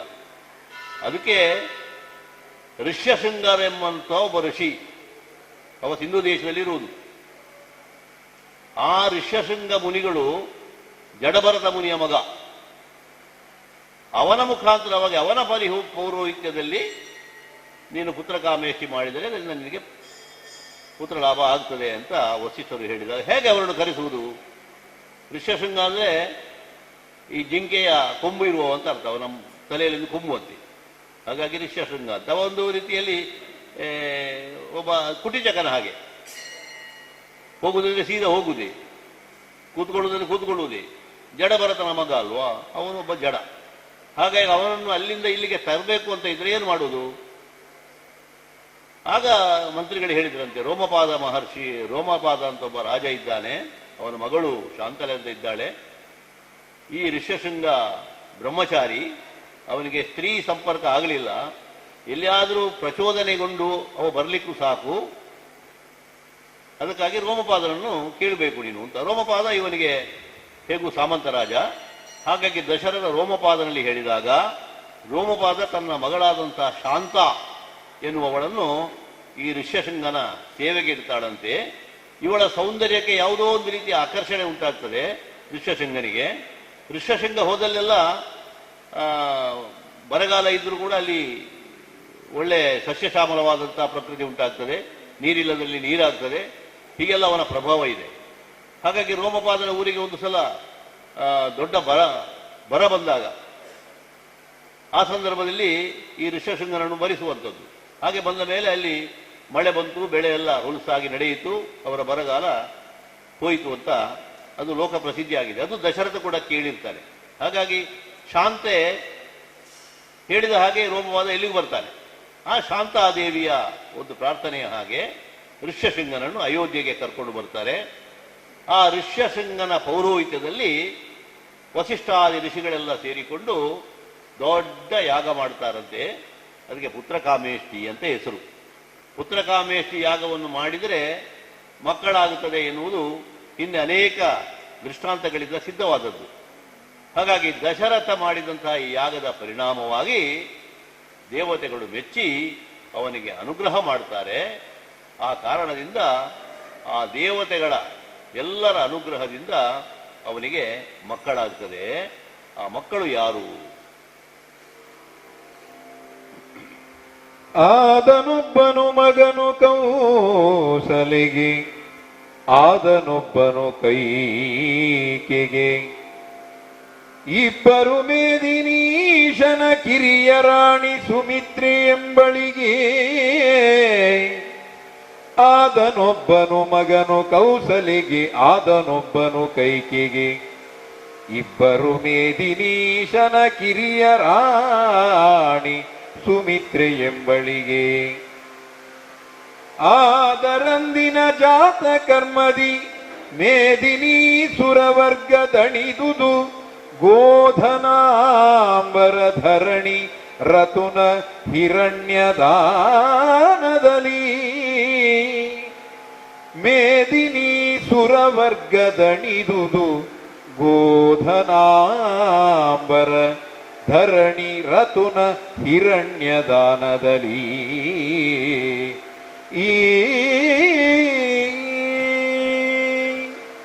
ಸಾಮಾನ್ಯವಾಗಿ ನಮ್ಮ ಮನೆಗಳಲ್ಲಿ ಒಂದು ಸತ್ಯನಾರಾಯಣ ಪೂಜೆಯೋ ಅಥವಾ ಒಂದು ಗಣಹೋಮ ಮಾಡುವಾಗ ಬಹಳ ಶುದ್ಧತೆಯಿಂದ ನಿಷ್ಠೆಯಿಂದ ನಾವು ಅದನ್ನು ಮಾಡ್ತೇವೆ. ಬಂಧು ಮಿತ್ರರೆಲ್ಲ ಕರೆಸ್ತೇವೆ. ಇದು ಹೇಗೂ ಬಹಳ ದೊಡ್ಡ ಯಜ್ಞ, ಚಕ್ರವರ್ತಿ ಮಾಡುವಂಥದ್ದು. ಹಾಗಾಗಿ ಕೋಸಲದ ಆಸುಪಾಸಿನ ಅಷ್ಟು ಮಂದಿ ಅಲ್ಲ, ಇಡೀ ಭರತ ವರ್ಷದ ಬೇರೆ ಬೇರೆ ಕಡೆಯಿಂದ ಸಾಮಂತ ರಾಜರುಗಳೆಲ್ಲ ಬಂದು ಸೇರಿದ್ದಾರೆ. ಬಹಳ ದೊಡ್ಡ ಸಭೆ. ಅಂತಹ ಒಂದು ದೊಡ್ಡ ಯಜ್ಞ ವಿದ್ಯುಕ್ತವಾಗಿ ನಡೆದಂತಹ ಸಂದರ್ಭದಲ್ಲಿ ಸುಪ್ರೀತರಾದಂತಹ ದೇವತೆಗಳು ಅವನಿಗೆ ಅನುಗ್ರಹ ಮಾಡ್ತಾರೆ. ಹೋಮಕುಂಡದ ಮಧ್ಯದಿಂದ ಯಜ್ಞ ಪುರುಷ ಎದ್ದು ಬರ್ತಾನಂತೆ, ಧನ್ವಂತರಿ. ಅವನು ಒಂದು ಪಾಯಸದ ಪಾತ್ರೆ ಕೈಯಲ್ಲಿರ್ತದೆ, ಅದನ್ನು ದಶರಥನಿಗೆ ಕೊಡ್ತಾನೆ. ಈ ಪಾಯಸವನ್ನು ನಿನ್ನ ರಾಣಿಯರಿಗೆ ಕೊಡು, ನಿನಗೆ ಮಕ್ಕಳಾಗ್ತದೆ ಅಂತ ಅನುಗ್ರಹ ಮಾಡಿ ಯಜ್ಞ ಪುರುಷ ಮಾಯ ಆಗ್ತಾನೆ. ಹಾಗೆ ಅವನು ಕೊಟ್ಟಂತಹ ಪಾಯಸ ದ್ರವ್ಯವನ್ನು ಗಡಿಬಿಡಿಯಿಂದ ಏನು ಮಾಡ್ತಾನೆ, ಒಂದು ಹಿರಿಯ ರಾಣಿಯಾದಂತಹ ಕೌಸಲ್ಯಗೆ ಕೊಡ್ತಾನೆ ಅರ್ಧ ಭಾಗ. ಉಳಿದ ಅರ್ಧವನ್ನು ಎರಡನೇ ರಾಣಿಯಾದಂತಹ ಕೈಕೇಯಿಗೆ ಕೊಟ್ಟು ಬಿಡ್ತಾನೆ. ಮೂರನೇ ರಾಣಿಯೊಬ್ಬಳು ಇದ್ದಾಳೆ ಅನ್ನೋದನ್ನೇ ಮರೆತು ಬಿಟ್ಟಿದ್ದಾನೆ. ಅರ್ಧ ಇಬ್ಬರ ಕೈಯಲ್ಲಿ ಉಂಟು. ಆದರೆ ಅವರು ಏನು ಮಾಡ್ತಾರೆ, ಅವರಲ್ಲಿ ಯಾವಾಗಲೂ ಸವತಿ ಮಾಸ್ತರ್ಯ ಇರಲಿಲ್ಲ. ಹಾಗಾಗಿ ಅವರು ಇವನಿಗೆ ಹೇಗೂ ಮಕ್ಕಳಾದರೆ ಸಾಕು ಅಂತ ಇತ್ತು, ಯಾರಿಗೇನು ಕೊಡಬೇಕು ಎನ್ನುವುದು ಗಡಿಬಿಡಿಯಲ್ಲಿ ಮರೆತು ಹೋಯ್ತು ಅವನಿಗೆ. ಆದರೆ ಆ ಕೌಸಲ್ಯ ಮತ್ತು ಕೈಕೇಯರು ತಮ್ಮ ಪಾಯಸ ದ್ರವ್ಯದಿಂದ ಮತ್ತೆ ಅರ್ಧ ಮಾಡಿ ಸುಮಿತ್ರೆಗೆ ಕೊಟ್ರಂತೆ. ಹೀಗೆ ಮೂರೂ ಮಂದಿ ರಾಣಿಯರು ಪಾಯಸ ದ್ರವ್ಯವನ್ನು ಸೇವಿಸುವ ಮುಖಾಂತರವಾಗಿ ಅವರು ಗರ್ಭಿಣಿಯರಾಗ್ತಾರೆ. ಗರ್ಭ ನಿಲ್ತದೆ ಅವರಿಗೆ. ನವಮಾಸ ಕಳೆದು ಸೀಮಂತ ಎಲ್ಲ ಬಹಳ ವಿಜೃಂಭಣೆಯಿಂದ ಆಗಿ ದಶಮ ಮಾಸದಲ್ಲಿ 3 ಮಂದಿ ರಾಣಿಯರು 4 ಮಕ್ಕಳಿಗೆ ಜನ್ಮ ಕೊಡ್ತಾರೆ. ಹಾಗಾಗಿ ದಶರಥನ ಮನೆಯಲ್ಲಿ ಒಬ್ಬ ರಾಜನಿಗೆ 3 ಹೆಣ್ಣಂದಿರು, 3 ಹೆಣ್ಣಂದಿರಿಗೆ 4 ಮಕ್ಕಳು, ಆದರೆ ತೊಟ್ಟಿಲು 2. ಹೇಗೆ ಅದು? ಆ ಮಕ್ಕಳ ಹೆಸರೇನು ನೋಡಿ. ನಾಮಕರಣವ ಮಾಡಿದನು ನೃಪ ರಾಮನಿಂದ ಕೌಸಲೆಯ ಮಗ ವಾಮಲೋಚನೆ ಕೈಕೆಯಾತ್ಮಜ ಭರತನಿಂದೆನುತ ಸೋಮವದನೆ ಸುಮಿತ್ರೆಯಣುಗರ ನೇಮದಲ್ಲಿ ಲಕ್ಷ್ಮಣನು ಶತ್ರುಘ ನಾಮ ಬಿಟ್ಟಾದರದಿ ತಲಕಿದ ನಿಜ ಕುಮಾರಕರ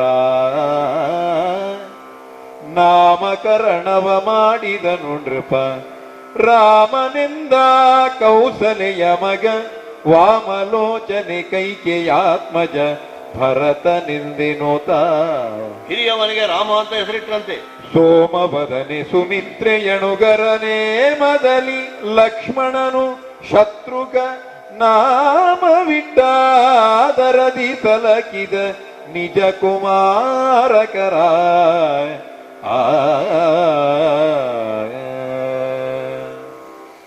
ನವಮಿ ಎಂದು ಜನಿಸಿದವ, ಗಳಿಗೆ ವ್ಯತ್ಯಾಸ. ದೊಡ್ಡ ಮಗ, ಅವನಿಗೆ ರಾಮ ಅಂತ ಹೆಸರು ಕೊಟ್ಟ. ಶ್ರೀರಾಮ, ತನ್ನ ಮನಸ್ಸನ್ನು ರಂಜಿಸುವ ಎನ್ನುವ ಅರ್ಥದಲ್ಲಿಯೂ ಆಯಿತು. ಕೌಸಲ್ಯ ಮಗನಿಗೆ ರಾಮ ಅಂತ ಹೆಸರು. ಆಮೇಲೆ ಕವಿಕೆಯೂ ಒಂದು ಇರ್ತಾಳೆ, 1 ಗಳಿಗೆ ಅಂತರದಲ್ಲಿ. ಆ ಮಗುವಿಂದ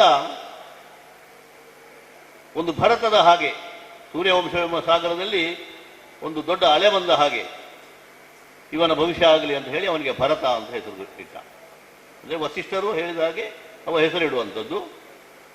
ಆಶ್ಚರ್ಯ ಅಂತ ಹೇಳಿದರೆ ಕೌಸಲ್ಯಗೆ ಒಬ್ಬ ಮಗ ಹುಟ್ಟಿದ, ಕೈಗೆ ಒಬ್ಬ ಮಗ ಹುಟ್ಟಿದ. ಆದರೆ ಮತ್ತೊಬ್ಬಳು ರಾಣಿ ಇದ್ದಾಳೆ, ಕಿರಿಯ ರಾಣಿ ಸುಮಿತ್ರೆ, ಅವಳಿಗೆ ಅವಳಿ ಮಕ್ಕಳು ಹುಟ್ಟಿದ್ದಾರಂತೆ. ಇಬ್ಬರು ಮಕ್ಕಳು ನೋಡ್ಲಿಕ್ಕೆ ಒಂದೇ ಇದ್ದಾರೆ. ಕಾರಣ ಏನು ಅಂತ ಹೇಳಿದರೆ ಊಹಿಸ್ಲಿಕ್ಕೆ ಆಗ್ತದೆ ನಮಗೆ. ಆ 2 ಅರ್ಧವನ್ನು ಮತ್ತೆ 2 ಅರ್ಧ ಮಾಡಿ 2 ಭಾಗಗಳನ್ನು ಅವಳಿಗೆ ಕೊಟ್ಟದ್ದರಿಂದ ಆ 2 ಭಾಗಗಳಿಗೆ ಅನುಸಾರವಾಗಿ 2 ಮಕ್ಕಳು ಹುಟ್ಟಿದ್ದು. ಅವರಿಗೆ ಲಕ್ಷ್ಮಣ ಮತ್ತು ಶತ್ರುಘ್ನ ಅಂತ ಹೆಸರಿಟ್ಟರು. ಲಕ್ಷ್ಮಣ ಅಂದರೆ ಬಹಳ ಲಕ್ಷಣವಂತ ಅಂತ ಲೆಕ್ಕವ. ಇನ್ನೊಬ್ಬ ಶತ್ರುಹರ, ಅವರೆದುರಲ್ಲಿ ಯಾವ ಶತ್ರುಗಳು ನಿಲ್ಲುವುದಿಲ್ಲ. ಇನ್ನೆಲ್ಲ ಹೆಸರಿಡುವಾಗ ಸಾರ್ಥಕವಾದ ಹೆಸರು ಅವರಿಗೆ ಇಡ್ತಾ ಇದ್ರು. ಹಾಗೆ 4 ಮಂದಿ ಮಕ್ಕಳಿಗೆ ನಾಮಕರಣವನ್ನು ಮಾಡಿದ ದಶರಥ. ಬಹಳ ವಿಶೇಷ ಅಂತ ಹೇಳಿದರೆ, ನಾನಾಗ ತೊಟ್ಟಿಲು 2 ಅಂತ ಹೇಳಿದನಲ್ಲ, ಯಾವ ಪಾಯಸದ ಭಾಗವಾಗಿ ಕೌಸಲ್ಯೆಯ ಭಾಗದಿಂದ ಹುಟ್ಟಿದನೋ ಆ ಲಕ್ಷ್ಮಣ ರಾಮನಿಗೆ ಹತ್ರ, ಯಾವುದನ್ನು ಅರ್ಧ ಮಾಡಿ ಕೈಕೆ ಕೊಟ್ಟಿದ್ದಾಳೋ ಅದರಿಂದ ಹುಟ್ಟಿದವ ಶತ್ರುಗುಣ ಅವ ಭರತನಿಗೆ ಹತ್ರ. ಹಾಗಾಗಿ 2 ತೊಟ್ಟಿಲಿನಲ್ಲಿ ರಾಮ ಮತ್ತು ಲಕ್ಷ್ಮಣ ಒಂದು ತೊಟ್ಟಿಲಿನಲ್ಲಿ, ಭರತ ಮತ್ತು ಶತ್ರುಘ್ನ ಮತ್ತೊಂದು ತೊಟ್ಟಿಲಿನಲ್ಲಿ ಇಟ್ಟು ಈ ತಾಯಂದಿರು ಅವರನ್ನು ಲಾಲನೆ ಪಾಲನೆ ಮಾಡ್ತಾ ಇದ್ರಂತೆ. ಹೇಗೆ ಬೆಳೆಯುತ್ತಾ ಇದ್ರು ಅವರು ನೋಡಿ. ಧರಣಿಪತಿ ಪುರುಷಾರ್ಥ 4 ಪುರುಷಾರ್ಥಗಳು ಹೊರೆವೋಲರ್ಭಕರ ಸಲಕುತ್ತಿರಲು. ಧರಣಿಪತಿ ಪುರುಷಾರ್ಥ 4 ಹೊರೆವೋಲ್ ಅರ್ಭಕರ ಸಲಕುತ್ತಿರಲು. ಸಿರಿಯರ ಸಂಗೆ ಸಂದುದು ವರುಷವಾರೇಳು. 6 ವರ್ಷ ಆಗಿ ಹೋಯಿತು. ಹರಿಯ ವಿಜಯಂಗೈಸಿ ತಂದ ಸುರರನು ಭಂಗಿಸಿ ಯಜ್ಞ ಕರ್ಮವ ಧರಿಸಿ ಸುಖಿಯಗೆ ನೆನುತ ವಿಶ್ವಾಮಿತ್ರ ಮುನಿ ಬಂದ. ಹರಿಯ ವಿಜಯಂಗೈಸಿ ತಂದ ಸುರರನು ಭಂಗಿಸಿ ಯಜ್ಞ ಕರ್ಮವ ಧರಿಸಿ ಸುಖಿಯಗೆ ನೆನುತ ವಿಶ್ವಾಮಿತ್ರ ಮುನಿ ಬಂದ. ವಿಶ್ವಾಮಿತ್ರ ಮುನಿ ಬಂದ. ದಶರಥನ ಸಂತೋಷಕ್ಕೆ ಪಾರವೇ ಇಲ್ಲ. ಯಾರಿಗೂ ಅಷ್ಟೇ. ಮದುವೆ ಆಗಿ ಆದ ಕೂಡಲೇ ವರ್ಷ ಕಳೀಲಿಕ್ಕೆ ಇಲ್ಲ, ಏನಾದರೂ ಉಂಟೋ ವಿಶೇಷ ಕೇಳಲಿಕ್ಕೆ ಶುರು ಮಾಡ್ತಾರೆ. ಅಂದರೆ ಮದುವೆ ಆಗುವುದು ಯಾಕೆ ಅಂತ ಕೇಳಿದರೆ ಮಕ್ಕಳಾಗುವುದಕ್ಕೆ ಅಂತ ಅರ್ಥ. ಪ್ರಜಾ ವೃದ್ಧಿಗೆ ಬೇಕಾಗಿ ಮಾಡುವಂಥದ್ದು ಮದುವೆ ಎನ್ನುವಂಥ ಒಂದು ಸಂಸ್ಕಾರ. ಹಾಗಾಗಿ ಬಹಳ ಕಾಲ ಮಕ್ಕಳಾಗದೇ ಇದ್ದಂತಹ ದಶರಥನಿಗೆ ಈ ಒಂದು ವೃದ್ಧಾಪ್ಯದಲ್ಲಿ 4 ಮಕ್ಕಳು ಬಂದಿದ್ದಾರೆ ಅಂತ ಹೇಳಿದರೆ ಎಷ್ಟು ಸಂತೋಷ ಆಗಬೇಡ ಅವನಿಗೆ. ಕಣ್ಣಲ್ಲಿ ಕಣ್ಣಿಟ್ಟು ಅವರನ್ನು ಸಾಕಿದಂತೆ. ಪುರುಷಾರ್ಥ ಚತುಷ್ಟಯಗಳೇ ಮಕ್ಕಳ ರೂಪದಲ್ಲಿ ನನ್ನ ಎದುರು ಬಂದು ನಿಂತುವೋ. ಧರ್ಮ, ಅರ್ಥ, ಕಾಮ, ಮೋಕ್ಷ ಎನ್ನುವಂಥ ಚತುರ್ವಿಧ ಪುರುಷಾರ್ಥಗಳೇ ಮನುಷ್ಯಾಕೃತಿಯನ್ನು ಹೊಂದಿ ನನ್ನ ಮಕ್ಕಳಾಗಿ ಹುಟ್ಟಿದ್ರೋ ಎನ್ನುವಷ್ಟು ಸಂತೋಷದಿಂದ ಬಹಳ ಪ್ರೀತಿಯಿಂದ ಅವರನ್ನು ಸಾಕುತ್ತಾ ಇದ್ದಾನೆ ದಶರಥ ಚಕ್ರವರ್ತಿ. ಆ ಮಕ್ಕಳ ಲಾಲನೆ ಪಾಲನೆಯಲ್ಲಿ ದಿನ ಹೋದದ್ದೇ ಅವರಿಗೆ ಗೊತ್ತಿಲ್ಲ. ತಾಯಂದಿರು ಕೂಡ ಅಷ್ಟೇ. ಮಕ್ಕಳಿಂದ ಸಿಗಬಹುದಾದಂತಹ ಒಂದು ಮಾನಸಿಕವಾದಂತಹ ಸಂತೋಷಕ್ಕೆ ಮೀರಿದ್ದು ಯಾವುದೂ ಇಲ್ಲ. ಒಂದು ಕಡೆ ಕುಮಾರವ್ಯಾಸ ಹೇಳ್ತಾನೆ, ಸುತ ವಿನೋದದ ಸಿರಿ ಸಗ್ಗದ ಸಿರಿಗೆ ತೊತ್ತು ಅಂತ. ಸುತ ಸಿರಿಗೆ ಸಗ್ಗದ ಸಿರಿ ತೊತ್ತು ಅಂದ್ರೆ ಏನು? ಮಕ್ಕಳ ಒಂದು ಸೌಭಾಗ್ಯದ ಒಂದು ಸಂತೋಷ ಉಂಟಲ್ಲ, ಅದರ ಎದುರಿನಲ್ಲಿ ಸ್ವರ್ಗದ ಸಂಪತ್ತು ಸಿಕ್ಕಿದ್ರು ಅದು ತೊತ್ತಿನ ಹಾಗೆ. ಅದು ಬೇಡ. ನಿನಗೆ ಸ್ವರ್ಗ ಬೇಕಾ ಮಕ್ಕಳು ಬೇಕಂತ ಕೇಳಿದೆ, ಸ್ವರ್ಗ ಹೋಗಲಿ, ನನಗೆ ಬೇಡದ್ದು ಮಕ್ಕಳೇ ಅಂತ ನಾವು ಆಯ್ಕೆ ಮಾಡಿಕೊಳ್ತೇವೆ. ಅಷ್ಟು ಸಂತೋಷ ಈ ಸಂತಾನ ಲಭಿಸಿದ್ದರಿಂದ ದಶರಥನಿಗೂ ಅವನ ಮಡದಿಯರಿಗೂ ಇಡೀ ರಾಜ್ಯಕ್ಕೆ ಕಣ್ಮಣಿಗಳಾಗಿ ಬೆಳೆದರಂತೆ 4 ಮಂದಿಯೂ ಕೂಡ. ಹಾಗೆ ಹೀಗೆ ಬೆಳೆಯುತ್ತಾ ಬೆಳೆಯುತ್ತಾ ಸಿರಿಯರಸನಿಗಾಯಿತು 6-7 ವರ್ಷಗಳು. ಸಿರಿಯರಸ ಅಂತ ಹೇಳಿದ್ರೆ ಪರಮಾತ್ಮನೊಂದು ಸ್ವರೂಪ ಅಲ್ವಾ. ಸಿರಿಯರಸ ಅಂದರೆ ಮಹಾವಿಷ್ಣು, ಮಹಾವಿಷ್ಣುವನೇ ಅವತಾರ ರಾಮ. ಹಿರಿಯ ಮಗನಾದಂತಹ ರಾಮನಿಗೆ 6-7 ವರ್ಷ ಆಯಿತು. 6-7 ವರ್ಷ ಅಂದರೆ 6 ಮತ್ತು 7 13 ವರ್ಷ. 13 ವರ್ಷ ರಾಮನಿಗೆ ಆಗಿದೆ, ಉಳಿದವರಿಗೆ ತಿಂಗಳು ವ್ಯತ್ಯಾಸ ಅಷ್ಟೇ. ಹೀಗಿರುವಾಗ ಒಂದು ದಿವಸ ಅಲ್ಲಿಗೆ ವಿಶ್ವಾಮಿತ್ರ ಮಹಾಮುನಿಗಳು ಬರ್ತಾರೆ. ಹೀಗಿರುವಾಗ ವಿಶ್ವಾಮಿತ್ರ ಮಹಾಮುನಿಗಳು ದಶರಥನ ಆಸ್ಥಾನಕ್ಕೆ ಬರ್ತಾರೆ. ಬಂದಂತಹ ಋಷಿಗಳಲ್ಲಿ ಕುಶಲ ವಿಚಾರಣೆ ಮಾಡಿದಂತಹ ದಶರಥ ನಮ್ಮಿಂದೇನು ಸೇವೆ ಆಗಬೇಕು ಅಂತ ಕೇಳಿದಾಗ ಆ ಋಷಿಗಳು ಹೇಳ್ತಾರೆ, ದಂಡಕಾರಣ್ಯದಲ್ಲಿ ನಾವೆಲ್ಲ ತಪಸ್ಸನ್ನು ಮಾಡ್ತಾ ಇದ್ದೇವೆ, ನಮ್ಮ ತಪಸ್ಸಿಗೆ ದುಷ್ಟ ರಕ್ಕಸರು ಬಾಧೆಯನ್ನು ಕೊಡ್ತಾ ಇದ್ದಾರೆ, ಹಾಗಾಗಿ ಆ ರಕ್ಕಸರಿಂದ ನಮಗೆ ರಕ್ಷಣೆಯನ್ನು ಕೊಡುವುದಕ್ಕೆ ನಿನ್ನ ಮಗನಾದಂತಹ ರಾಮನನ್ನು ಕಳುಹಿಸಿಕೊಡು ಅಂತ ವಿಶ್ವಾಮಿತ್ರಗಳು ಮುನಿ ಹೇಳಿದಾಗ ದಿಗಿಲಾಗಿ ಹೋಗ್ತದೆ. ಸಣ್ಣ ಹುಡುಗ ರಾಮ, ಇನ್ನೂ 13 ವರ್ಷ ಆಗಿದೆ ಅಷ್ಟೇ, ಹೇಗೆ ಕಳುಹಿಸಿದ್ರು? ಬೇಡ ಸ್ವಾಮಿ, ಅವನನ್ನು ಕಳುಹಿಸುವುದು ಬೇಡ, ನಾನೇ ಬರ್ತೇನೆ ಅಂತ ಹೇಳ್ತಾರೆ. ನಾ ಬಂದು ಸತ್ರವ ಮೀಸಲಳಿಯದ ಓಳು ನಡೆಸುವೆ, ನಾ ಬಂದು ಸತ್ರವ ಮೀಸಲಳಿಯದ ಓಳು ನಡೆಸುವೆ, ನಾ ನಡೆಸುವೆ ಸುರಾರಿಗಳಾರು ಬಾಲಕರಾರು ನಡೆಯನಲು, ಮೀಸೆಯಲಿನಗೆ ಮಿನುಗೆ ಮಕ್ಕಳು ಸಾಸಿಗರು ನೀನರಿಯೇ ಕಳುಗಿಸು, ಬೇಸರವು ಭಯಬೇಡ ಯೋಗಕ್ಷೇಮ ಕಾವೆಂದ, ಯೋಗಕ್ಷೇಮ ಕಾವೆಂದ. ದಶರಥ ಬಹಳ ಬೇಸರದಿಂದ ಮತ್ತು ಭಯದಿಂದ ಹೇಳ್ತಾನೆ, ಸ್ವಾಮಿ ಏನು ಹೇಳ್ತೀರಿ ನೀವು?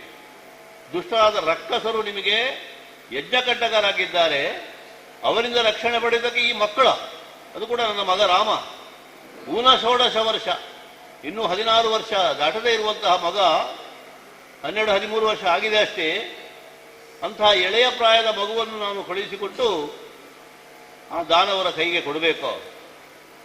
ಈ ಮುಗ್ಧ ಮಕ್ಕಳಲ್ಲಿ ದುಷ್ಟರಾದಂತಹ ರಕ್ಕಸರಲ್ಲಿ ನೀವು ಯೋಚಿಸಬೇಡಿ, ಯಜ್ಞಕಂಟಕರಾದಂತಹ ರಕ್ಕಸರನ್ನು ವಧಿಸುವುದಕ್ಕೆ ನಾನೇ ಸ್ವಯಂ ಬರ್ತೇನೆ ಅಂತ ಬಿಲ್ಲು ಬಾಣ ಹಿಡಿದು ಸಿದ್ಧರಾಗ್ತಾನಂತೆ. ಆಗ ಹೇಳ್ತಾರೆ ವಿಶ್ವಾಮಿತ್ರರು, ದಶರಥ ಚಕ್ರವರ್ತಿ, ನೀನಿನ್ನೂ ಮನುಷ್ಯನಾಗಿ ಆಲೋಚನೆ ಮಾಡ್ತಾ ಇದ್ದಿ, ರಾಮನ ಬಗ್ಗೆ ನಿನಗೆ ಗೊತ್ತಿಲ್ಲ.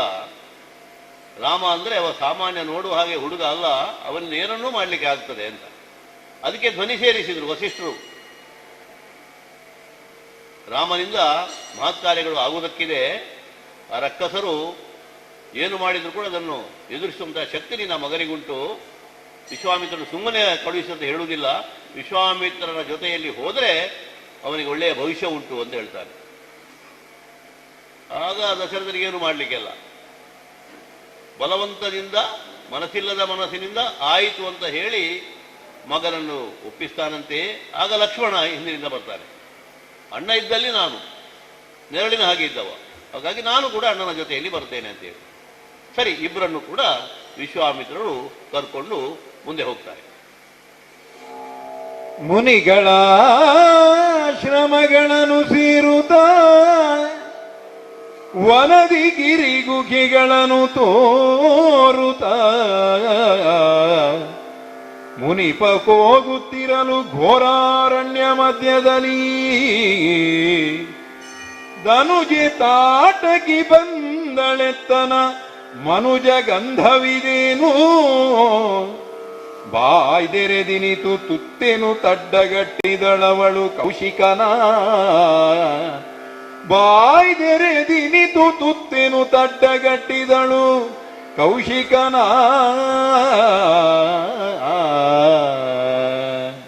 ವಿಶ್ವಾಮಿತ್ರ ಮುನಿಗಳ ತಪೋವನ ಇರುವಂಥದ್ದು ದಂಡಕಾರಣ್ಯದಲ್ಲಿ. ಅಲ್ಲಿ ಆಶ್ರಮವನ್ನು ನಿರ್ಮಿಸಿಕೊಂಡು ಅನೇಕ ಋಷಿಗಳಿದ್ದಾರೆ, ಎಲ್ಲರೂ ಸೇರಿ ಯಜ್ಞ ಕಾರ್ಯಗಳನ್ನು ಮಾಡ್ತಾ ಇದ್ದಾರೆ. ಅವರು ಯಜ್ಞಕ್ಕೆ ತೊಡಗುವಾಗ ದುಷ್ಟರಾದಂಥ ರಕ್ಕಸರು ಬಂದು ಅದಕ್ಕೆ ಬೇಡದನ್ನೆಲ್ಲ ತಂದು ತುಂಬಿಸ್ತಾರಂತೆ. ಭ್ರಷ್ಟ ಆಗ್ತದೆ, ಹಾಗಾಗಿ ಇವರಿಗೆ ಅನುಷ್ಠಾನ ಮಾಡಲಿಕ್ಕೆಲ್ಲ. ಇಂಥ ಒಂದು ಸ್ಥಿತಿಯಲ್ಲಿ ರಾಮಲಕ್ಷ್ಮಣರನ್ನು ಕರ್ಕೊಂಡು ಬಂದು ಆಶ್ರಮಕ್ಕೆ ಪ್ರವೇಶ ಮಾಡ್ತಾರೆ. ಪ್ರವೇಶ ಮಾಡಿದ ತಕ್ಷಣಕ್ಕೆ ದೊಡ್ಡ ಆರ್ಭಟ ಕೇಳಿ ಅಂತರಿಕ್ಷದಲ್ಲಿ ನೋಡಿದರೆ ವಿಕಾರ ಸ್ವರೂಪಿಯಾದಂತಹ ರಕ್ಕಸಿಯೊಬ್ಬಳು ಕೋರೆ ದಾಡಿಯನ್ನು ಬಿಟ್ಟುಕೊಂಡು ಅವರ ಮುಂದೆ ಬಂದು ನಿಲ್ತಾಳಂತೆ. ಅವಳ ಹೆಸರು ತಾಟಕಿ ಅಂತ. ಆ ಕಡೆಯಿಂದ ಮತ್ತೊಬ್ಬ ರಕ್ಕಸ ಬಂದ, ಸುಬಾಹು ಅಂತ ಅವನ ಹೆಸರು. ಅವನು ತಾಟಕಿಯ ಮಗ. ಮತ್ತೊಬ್ಬ ಇನ್ನೊಂದು ಕಡೆಯಿಂದ ಬಂದ, ಅವ ಮಾರೀಚ ಅಂತ ಹೆಸರು.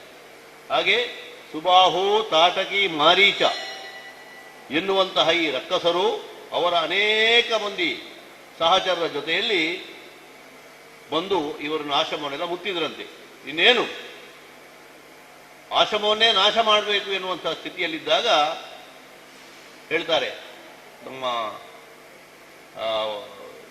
ವಿಶ್ವಾಮಿತ್ರರು, ರಾಮ ಇದೀಗ ಸರಿಯಾದ ಸಮಯ, ಎತ್ತು ನಿನ್ನ ಬಿಲ್ಲನ್ನು ಹೊಡೆ ರಕ್ಕಸಿಗೆ ಅಂತ ಹೇಳಿ ಹೇಳ್ತಾರೆ.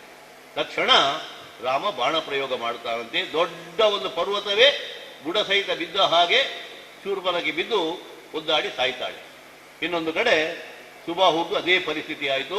ಬಂದ ರಕ್ಕಸರನ್ನೆಲ್ಲ ಲೀಲಾಜಾಲವಾಗಿ ರಾಮಚಂದ್ರ, ಇನ್ನೂ ಅವನಿಗೆ ಸರಿಯಾದ ಶಸ್ತ್ರಾಭ್ಯಾಸ ಆಗಲಿಲ್ಲ, ಆದರೆ ಅವನ ನೈತಿಕವಾದಂತಹ ಸ್ಥೈರ್ಯದಿಂದ ಬಂದ ರಕ್ಕಸರನ್ನೆಲ್ಲ ಕೊಂದು ಬಿಡ್ತಾನಂತೆ. ಒಬ್ಬ ತಪ್ಪಿಸಿಕೊಳ್ತಾನೆ. ಯಾರು?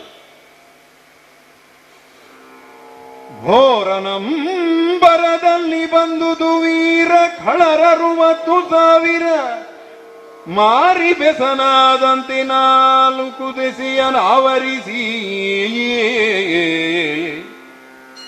ಘೋರಧನುಜರ ಕಂಡು ಮುನಿಗಳು ಸಾರಿ ಧಗ ಧಗ ನಂಜಿ ನಡುಗಲು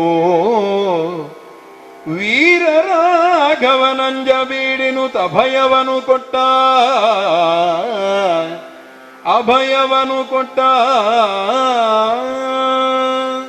ವೀರರಾಘವ ರಾಮಚಂದ್ರ ಆ ಹೊತ್ತಿಗೆ ತನ್ನ ವೀರ್ಯ ಪರಾಕ್ರಮಗಳು ತೋರಿಸುವಂತಹ ಒಂದು ಸನ್ನಿವೇಶ. ಋಷಿಗಳೆಲ್ಲ ಭಯಭೀತರಾಗಿದ್ದಾರೆ, ಈ ರಕ್ಕಸರು ಏನು ಮಾಡಿಬಿಡ್ತಾರೋ ನಮ್ಮನ್ನು ಅಂತೇಳಿ. ಆದರೆ ಅವರೆಲ್ಲರಿಗೂ ವೀರರಾಘವನಾದಂತಹ ರಾಮ ಅನುಗ್ರಹವನ್ನು ಕೊಟ್ಟು, ಯಾರು ಹೆದರಬೇಡಿ, ಬಂದಂತಹ ಸಂಕಷ್ಟವನ್ನು ನಾನು ನಿವಾರಿಸ್ತೇನೆ ಅಂತ ಹೇಳಿ ಬಂದ ಎಲ್ಲ ರಕ್ಕಸರನ್ನು ಕೂಡ ಒಂದರ ಹಿಂದೆ ಒಂದು ಬಾಣ ಪ್ರಯೋಗ ಮಾಡಿ ಕೊಂದು ಕೆಡವುತ್ತಾನಂತೆ. ಆದರೆ ಮಾರೀಚನ ಎನ್ನುವ ಒಬ್ಬ ರಕ್ಕಸ ಅವ ಸನ್ಯಾಸಿ ವೇಷದಲ್ಲಿ ಅವನ ಎದುರಲ್ಲಿ ಬಂದು ನಿಂತು ಬಿಡ್ತಾನೆ. ರಕ್ಕಸರಂದ್ರೆ ಕಾಮರೂಪಿಗಳು. ಈ ತಾಟಕಿಯ ದೊಡ್ಡ ಮಗ ಸುಬಾಹು, ಸಣ್ಣ ಮಗ ಮಾರೀಚ. ಸುಬಾಹು ಸತ್ತು ಹೋಗಿದ್ದಾನೆ. ಇನ್ನು ನಾನು ಸಾಯುವುದಂತೆ ಆಯಿತು ಮಾರೀಚನಿಗೆ. ಹೇಗಾದರೂ ಜೀವ ಉಳಿಸಿಕೊಳ್ಬೇಕು ಅಂತ ಹೇಳಿ ಋಷಿಯ ವೇಷದಿಂದ ಎದುರು ಕಾಣಿಸಿಕೊಳ್ತಾನೆ. ರಾಮನಿಗೆ ಗೊತ್ತಾಗ್ತದೆ ರಕ್ಕಸನೇ ಅವ ಅಂತ ಹೇಳಿ. ಆದರೆ ಕಪಟ ವೇಷ, ತೊಟ್ಟದ್ದು ಬ್ರಾಹ್ಮಣ ವೇಷ ಅಲ್ವಾ, ಆ ವೇಷಕ್ಕಾದರೂ ಮರ್ಯಾದೆ ಕೊಡಬೇಕು. ಬ್ರಾಹ್ಮಣ ವೇಷಧಾರಿಯನ್ನು ಕೊಲ್ಲುವುದು ತನಗೆ ಮನಸ್ಸಿಗೆ ಸರಿ ಬರುವುದಿಲ್ಲ ಅಂತ ಹೇಳಿ ರಾಮ ವಾಯುವ್ಯಾಸ್ತ್ರವನ್ನು ಪ್ರಯೋಗ ಮಾಡ್ತಾರಂತೆ. ಆ ವಾಯುವ್ಯಾಸ್ತ್ರ ಎಷ್ಟು ಬಿರುಸಾಗಿ ಬರ್ತದೆ ಅಂತ ಹೇಳಿದರೆ ಆ ರಕ್ಕಸರನ್ನು ಎತ್ತಿಕೊಂಡು ಹೋಗಿ ಎಲ್ಲೋ ಸಮುದ್ರದ ಮಧ್ಯದಲ್ಲಿ ಹೋಗಿ ಕೆಡವೆ ಆಗ್ತದೆ. ಆಮೇಲೆ ಅವರಂಕೆ ಹೋಗ್ತಾನೆ. ಹಾಗೆ ಮಾರೀಚ ಒಬ್ಬ ತಪ್ಪಿಸಿಕೊಳ್ತಾನೆ. ಬಂದ ಎಲ್ಲ ಭಯ ನಿವಾರಣೆ ಆಯಿತು, ಋಷಿಗಳಿಗೆ ಸಂತೋಷ ಆಯಿತು, ನಿರಾತಂಕವಾಗಿ ಅವರ ಯಾಗ ಮುಂದುವರಿಯಿತು. ಹೀಗೆ ಇರಬೇಕಾಗಿದ್ರೆ ಒಂದು ದಿವಸ ಸಂಚಾರ ಮಾಡ್ತಾ ಇದ್ದ ಹಾಗೆ ಆ ಕಾಡಿನಲ್ಲಿ ಹೋಗ್ತಾ ಇದ್ದಾಗ ಒಂದು ದೊಡ್ಡ ಬಂಡೆ ಶಿಲೆ ಕಾಣಿಸಿದಂತೆ ಆ ಶಿಲೆಯ ಮೇಲೆ ರಾಮ ಕಾಲಿಡ್ತಾನೆ. ಶಿಲೆಯ ಮೇಲ ರಾಮಚರಣದ ತಳವನೂರಲು ನಡುಗಿ ಬೆವತುದು ಎಲೆಲೆ ಕಠಿಣ ಬಳಿದು ನಾರೀ ರೂಪ ಕೈಗೊಳ್ಳಲು ಎಲೆ ಮುನೀಶ್ವರ ಪೇಳು ಪೇಳೆನೆ ತಿಳುಕಿ ಪೂರ್ವಾಪರವ ರಾಮಗೆ ಬಳಿಕಲಹಲ್ಯಾದೇವಿಯರ್ತಿಯ ಸಲಿಸಿ ಬೀಳ್ಗೊಂಡ ಬಲಿಕಲಹಲ್ಯಾದೇವಿಯರ್ತಿಯ ಸಲಿಸಿ ಬೀಳ್ಗೊಂಡ.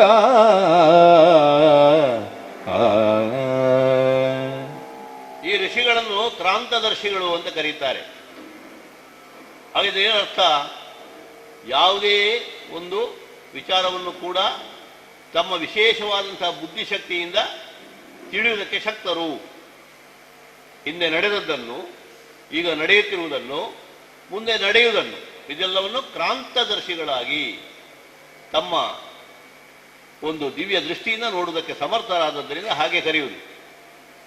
ಆ ಶಕ್ತಿ ಇದ್ದದ್ದರಿಂದಲೇ ವಿಶ್ವಾಮಿತ್ರರು ರಾಮನನ್ನು ಕೇಳಿದ್ರು, ರಾಮನ ಮೂಲಕವಾಗಿ ಪ್ರಪಂಚಕ್ಕೆ ಒಳ್ಳೆಯದನ್ನು ಮಾಡಬೇಕು ಅಂತ. ಅದಕ್ಕೆ ರಾಮರಾಜ್ಯದ ರೂವಾರಿ ಅಂತ ಅವರನ್ನು ಕರೆಯುವುದು. ಜಯರಾಜಿಯವರು ಅವರ ಒಂದು ಪುಸ್ತಕದಲ್ಲಿ ಬರೆದಿದ್ದಾರೆ, ರಾಮರಾಜ್ಯದ ರೂವಾರಿ ಅಂತ ಒಂದು ಪುಸ್ತಕವೇ ಬರೆದಿದ್ದಾರೆ. ಅಂದರೆ ಆ ರಾಮರಾಜ್ಯದ ಒಂದು ಬೀಜ ಎಲ್ಲಿ ಉಂಟು ಅಂತ ಕೇಳಿದರೆ ಈ ವಿಶ್ವಾಮಿತ್ರರ ಶಿಕ್ಷಣದಲ್ಲಿ ಉಂಟು. ಹಾಗಾಗಿ ಆ ಕಾರಣಕ್ಕಾಗಿ ವಿಶ್ವಾಮಿತ್ರರು ಕರ್ಕೊಂಡು ಹೋಗಿದ್ದಾರೆ. ಅಲ್ಲೇ ಸುತ್ತಾಡ್ತಾ ಇರುವಾಗ ಒಂದು ದಿವಸ ಕಾಡಿನಲ್ಲಿ ಒಂದು ದೊಡ್ಡ ಬಂಡೆಕಲ್ಲು ಸಿಗ್ತದೆ. ರಾಮ ಕಾಲಿಟ್ಟ ತಕ್ಷಣ ಆ ಬಂಡೆ ಅದು ಸ್ತ್ರೀ ರೂಪವನ್ನು ತಾಳಿ ಒಂದು ಹೆಂಗಸು ಬಂದು ನಿಂತುಕೊಳ್ತಾಳೆ, ಕೈ ಮುಗಿದು. ಆಶ್ಚರ್ಯ ಆಗ್ತದೆ ರಾಮನಿಗೆ. ಆಗ ವಿಶ್ವಾಮಿತ್ರರು ಹೇಳ್ತಾರೆ, ಆಶ್ಚರ್ಯಗೊಳ್ಳಬೇಕಾದದ್ದಿಲ್ಲ, ಇವಳು ಗೌತಮ ಋಷಿಯ ಪತ್ನಿಯಾದಂಥ ಅಹಲ್ಯೆ, ಶಾಪದಿಂದ ಕಲ್ಲಾಗಿ ಹೋಗಿದ್ದಾಳೆ. ದೇವೇಂದ್ರ ಅಪಚಾರ ಮಾಡಿದ್ರಿಂದ ಆ ಶಾಪ ಇವಳಿಗೆ ತಟ್ಟಿ ಇವಳು ಕಲ್ಲಾದಲು. ಗೌತಮ ಶಾಪದಿಂದ ದೇವೇಂದ್ರ ಸಹಸ್ರಾಕ್ಷನಾದ, ಇಬ್ಬರಿಗೂ ಶಿಕ್ಷೆ ಆಯಿತು. ಆಗ ಅವಳು ಬೇಡಿಕೊಂಡದ್ದರಿಂದ ಜನ್ಮಾಂತರದಲ್ಲಿ ನಿನಗೆ ರಾಮದರ್ಶನ ಆದ ಮೇಲೆ ನಿನಗೆ ಶಾಪ ವಿಮೋಚನ ಆಗುತ್ತದೆ ಅಂತ ಹೇಳಿ ಗೌತಮ ಋಷಿಗಳೇ ಹೇಳಿದ್ರಿಂದ ಹೀಗಾಯಿತು, ಜಯ ಜಯ ಅಂತ ಹೇಳಿ ಅವಳು ಕೂಡ ನಮಸ್ಕಾರ ಮಾಡ್ತಾಳೆ. ಆಮೇಲೆ ತನ್ನ ಇಬ್ಬರು ಶಿಷ್ಯರನ್ನು ಕರ್ಕೊಂಡು ಆ ಅಹಲ್ಯೆಯ ಜೊತೆಯಲ್ಲಿ ಗೌತಮಾಶ್ರಮಕ್ಕೆ ಹೋಗಿ ಗೌತಮಾಶ್ರಮದಲ್ಲಿ ಗೌತಮರನ್ನು ಕಂಡು ಅವರಿಗೆ ಸಮಾಧಾನ ಪಡಿಸಿ ಅಹಲ್ಯಾ ಗೌತಮರ ದಾಂಪತ್ಯವನ್ನು ಒಂದು ಮಾಡಿ ರಾಮಲಕ್ಷ್ಮಣರು ಅಲ್ಲಿಂದ ಹೊರಗೆ ಬರ್ತಾರೆ ಎನ್ನುವಲ್ಲಿಗೆ ಬತ್ತಲೇಶ್ವರ ಕವಿಯ ಬಾಲಕಾಂಡದ ಮೊದಲನೆಯ ಸಂಧಿ ಮುಕ್ತಾಯ ಆಗ್ತದೆ. ಅದರ ಫಲಶ್ರುತಿ ಕೇಳಿ. ಇಂತು ರಾಮಾಯಣದ ಕಥೆಯೊಳು ಕಂತುಪಿತನಜ ಭೂಮಿ ಪಾಲನ ಸಂತತಿಯಲವತರಿಸಿ ಮಾಡಿದ ಬಾಲಕಾಂಡವನು ಸಂತತವೇ ಕೇಳ್ವರ ಸಂತತಿಗಂತಕನ ಭಯವಿಲ್ಲದಂತಿರೇ. ಸಂತತವೇ ಕೇಳುವವರ ಸಂತತಿಗಂತಕನ ಭಯವಿಲ್ಲದಂತಿರೆ. ಮಂತ್ರಮೂರುತಿ ರಾಮ ಸಲಗುವ ಇಹ ಪರಂಗಳನು, ಮಂತ್ರಮೂರುತಿ ಸಲಕುವ ರಾಮ ಇಹ ಪರಂಗಳನು. ಮಂತ್ರಮೂರುತಿಯಾದಂತಹ ರಾಮಚಂದ್ರ ಇಹಪರಗಳಲ್ಲಿಯೂ ನಮಗೆ ಸತ್ಕತಿಯನ್ನುಂಟು ಮಾಡ್ತಾನೆ.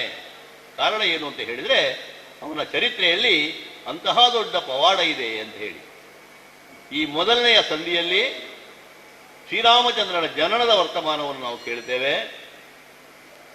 ಅಜಭೂಪಾಲನ ಮಗನಾದಂತಹ ದಶರಥನಿಗೆ ಸಂತತಿಯ ರೂಪದಲ್ಲಿ ರಾಮ ಮಹಾವಿಷ್ಣುವಿನ ಅವತಾರವಾಗಿ ಒದಗಿ ಬಂದಿದ್ದಾನೆ. ಅಂದರೆ ಈ ಒಂದು ಕಥಾಭಾಗವನ್ನು ಕೇಳಿದಲ್ಲಿ ಯಾರಿಗೆ ಸಂತತಿ ಇಲ್ವೋ ಅವರಿಗೆ ಸಂತತಿ ಉಂಟಾಗುತ್ತದೆ. ಅಂತಕನ ಭಯ ಇಲ್ಲ, ಅವರಿಗೆ ಮೃತ್ಯು ಭಯವೂ ಇಲ್ಲ. ಹಾಗಾಗಿ ರಾಮಾಯಣದ ಮೊದಲ ಸರ್ಗದ ಈ ಕಥೆಯನ್ನು ಕೇಳಿದಲ್ಲಿಗೆ ಯಾರು ಮಕ್ಕಳಿಲ್ಲದವರಿಗೆ ಮಕ್ಕಳಾಗ್ತದೆ, ಮೃತ್ಯು ಭಯ ಇಲ್ಲ, ಸದ್ಬುದ್ಧಿ ಉಂಟಾಗ್ತದೆ, ಸಮೃದ್ಧಿ ಉಂಟಾಗ್ತದೆ ಅಂತ ಹೇಳಿ ಬತ್ತಲೇಶ್ವರ ಕವಿ ಮೊದಲನೆಯ ಅಂಕದಲ್ಲಿ ಫಲಶ್ರುತಿಯನ್ನು ಹೇಳ್ತಾನೆ. ಈಗ ಎರಡನೇ ಭಾಗಕ್ಕೆ ನಾವು ಹೋಗಿದ್ರೆ ಎರಡನೆಯ ಸಂಧಿಯಲ್ಲಿ ಸೀತಾ ಕಲ್ಯಾಣದ ವಿಷಯ ಬರ್ತದೆ. ಸೀತೆಯ ತಂದೆ ಜನಕ ಭೂಪಾಲ, ಅವನಿಗೆ ರಾಜರ್ಷಿ ಜನಕ ಅಂತ ಹೇಳುವುದು. ಮಿಥಿಲೆ ಕೋಸಲಕ್ಕೆ ಹತ್ತಿರ ಇರುವಂತಹ ಒಂದು ರಾಜ್ಯ. ಆ ಮಿಥಿಲಾ ನರೇಶನಾದಂತಹ ಜನಕ ಭೂವರ ಯಜ್ಞ ಮಾಡುವುದಕ್ಕೆ ಬೇಕಾಗಿ ಚಿನ್ನದ ನೇಗಿಲಿನಿಂದ ಯಜ್ಞ ಭೂಮಿಯನ್ನು ಉಳುವಂತಹ ಸಂದರ್ಭದಲ್ಲಿ ಅದಕ್ಕೊಂದು ಪೆಟ್ಟಿಗೆ ಸಿಗ್ತದೆ. ಆ ಪೆಟ್ಟಿಗೆಯನ್ನು ತೆಗೆದು ನೋಡಿದರೆ ಚಿನ್ನದ ಬಣ್ಣದ ಒಂದು ಮಗು ಅದು ಕಾಣ್ತದೆ, ಮುದ್ದಾದ ಮಗು, ಅದು ಹೆಣ್ಣು ಮಗು. ಅದನ್ನು ತಂದು ಸಾಕ್ತಾನೆ. ಅವ ಕ್ಷೀರಧ್ವಜ ಮತ್ತು ಆ ನೇಗಿಲಿನ ಸೀಳಿನಲ್ಲಿ ಅವಳು ಸಿಕ್ಕಿದ್ದರಿಂದ ಅವಳಿಗೆ ಸೀತೆ ಎಂದು ನಾಮಕರಣ ಮಾಡ್ತಾನಂತೆ. ಸೀತಾದೇವಿ ಪ್ರಾಯ ಪ್ರಬುದ್ಧಳಾಗಿ ಬೆಳೆಯುತ್ತಾಳೆ. ಆಗ ಅವಳಿಗೆ ವಿವಾಹ ಮಾಡುವಂತಹ ಯೋಜನೆಯನ್ನು ಜನಕರಾಜ ಮಾಡಿ ವಿವಾಹದ ಸ್ವಯಂವರದ ವೇದಿಕೆಯನ್ನು ಮಾಡ್ತಾನೆ. ಆ ಸ್ವಯಂವರಕ್ಕೆ ಬೇರೆ ಬೇರೆ ಕಡೆಯಿಂದ ರಾಜಾದಿರಾಜರುಗಳೆಲ್ಲ ಬರ್ತಾರೆ. ಬಂದವರಲ್ಲಿ ಡಂಗುರ ಹೊಡಿಸ್ತಾರೆ. ಡಂಗುರವ ಸಾರಿದರು ಸಭೆಯೊಳನು ಅನಂಗವೈರಿಯ ಧನುವನೇರಿಸೇ ಡಂಗುರವ ಸಾರಿದರು ಸಭೆಯೊಳು ಅನಂಗವೈರಿಯ ಧನುವನೇರಿಸಿ ಮಂಗಳಾತ್ಮಕಿ ಸೀತೆಯನು ತಾನೀವೆನ ತಂಗೆ ಅಂಗವಿದು ನೃಪರಿ ಸ್ವಯಂವರ ಭಂಗವಿರಗಿತರೇಳಿಗೆನೆ ಕಳಪುಂಗವನು ತಾನೆದ್ದ ನೆಡಬಲದವರ ಲೆಕ್ಕಿಸದೆ ಕಳಪುಂಗವನು ತಾನೆದ್ದ ಎಡಬಲದವರ ಲೆಕ್ಕಿಸದೆ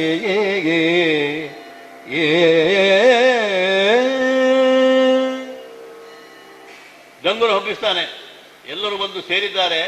ಸೇರಿದಂತಹ ರಾಜಕುಮಾರರ ಎದುರಿನಲ್ಲಿ ಜನಕರಾಜ ಹೇಳ್ತಾನಂತೆ, ಇದೊಂದು ಮಹತ್ವಿಕೆಯನ್ನು ಹೊಂದಿರತಕ್ಕಂತಹ ಧನು ಇದೆ, ಬಿಲ್ಲು ಇದೆ. ಇದು ಹರನ ಬಿಲ್ಲು. ಶಿವನೇ ನಮ್ಮ ಕುಲದ ಹಿರಿಯ ದೇವರಾತ ಎನ್ನುವನಿಗೆ ಮೆಚ್ಚಿಕೊಟ್ಟಂತಹ ಬಿಲ್ಲು. ಅತ್ಯಂತ ಭಾರವಾದಂತಹ ಬಿಲ್ಲು. ಇದನ್ನು ಎತ್ತುವುದಕ್ಕೆ ಯಾರಿಂದಲೂ ಸಾಧ್ಯ ಇಲ್ಲ. ಹಾಗಾಗಿ ಅದನ್ನು ಇದರಲ್ಲಿ ಇಟ್ಟಿದ್ದೇವೆ. ಈ ಹರಧನುಸನ್ನು ಎತ್ತಿ ಯಾರು ಬಾಣಾನುಸಂಧಾನ ಮಾಡ್ತಾರೋ ಅಂಥವರಿಗೆ ನನ್ನ ಮಗಳನ್ನು ಕೊಡ್ತೇನೆ ಎನ್ನುವ ಹಾಗೆ ಅವನು ಘೋಷಣೆ ಮಾಡ್ತಾನೆ. ಎಲ್ಲವರು ಕಾತರಾಗಿದ್ದಾರೆ. ಸೀತೆ ನನ್ನನ್ನು ವರಿಸ್ತಾಳೆ, ನಾನು ಅದನ್ನು ಎತ್ತುತ್ತೇನೆ ಅಂತ ಹೇಳಿ ವರ್ಣಮಾಲಿಕೆಯನ್ನು ಹಿಡ್ಕೊಂಡು ಒಂದು ಕಡೆ ಸೀತೆ ಶೃಂಗಾರ ಭರಿತರಾಗಿ ನಿಂತಿದ್ದಾರೆ. ಅಷ್ಟು ಹೊತ್ತಿಗೆ ಬೇರೆ ಬೇರೆ ಕಡೆಯಿಂದ ಬಂದಿರುವಂತಹ ಈ ಸ್ಪರ್ಧಾಳುಗಳು ಬಹಳ ಉತ್ಸುಕತೆಯಿಂದ ಮುಂದೆ ಹೋಗಬೇಕು ಅಂತ ಇದ್ರೆ ಸಭಾ ಮಧ್ಯದಿಂದ ಎದ್ದವ ಬೇರೆ ಯಾರೂ ಅಲ್ಲ, ರಾವಣ. ಅವನು ಕೂಡ ಬಂದಿದ್ದಾನೆ ಸಭೆಗೆ. ಅವ ಎದ್ದು ವಿಜೃಂಭಿಸಿ ಬಿಲ್ಲನ್ನು ಎತ್ತುವುದಕ್ಕೆ ಹೋಗ್ತಾನಂತೆ. ಆದರೆ ಏರಿಸುವುದಕ್ಕಾಗಲಿಲ್ಲ. ಏರಿಸುವರೆಡಗೈಯಲಾಂತರೆ ಜಾರಿದುದು ತಳದಲ್ಲಿ ಕೈಗಳನೂರಿ ಬಿದ್ದನು ನೆರೆದ ಸಭೆ ಗಹಗಹಿಸಿ ನಗುತ್ತಿರಲು ಕೈಗಳನೂರಿ ಬಿದ್ದನು ನೆರೆದ ಸಭೆ ಗಹಗಹಿಸಿ ನಗುತ್ತಿರಲು ಡೋರಿ ಓದುವು ತೋಳು ನೆತ್ತರ ಕಾರಿ ರಾವಣ ಗಂಡುಗೆಟ್ಟನು ದೂರಲೇತಕ್ಕೆ ವೀರ ಹೊರಳಿದ ಕಣ್ಣು ಹೊರಾಯೇ ಕಣ್ಣು ಹೊರಾಯೇ.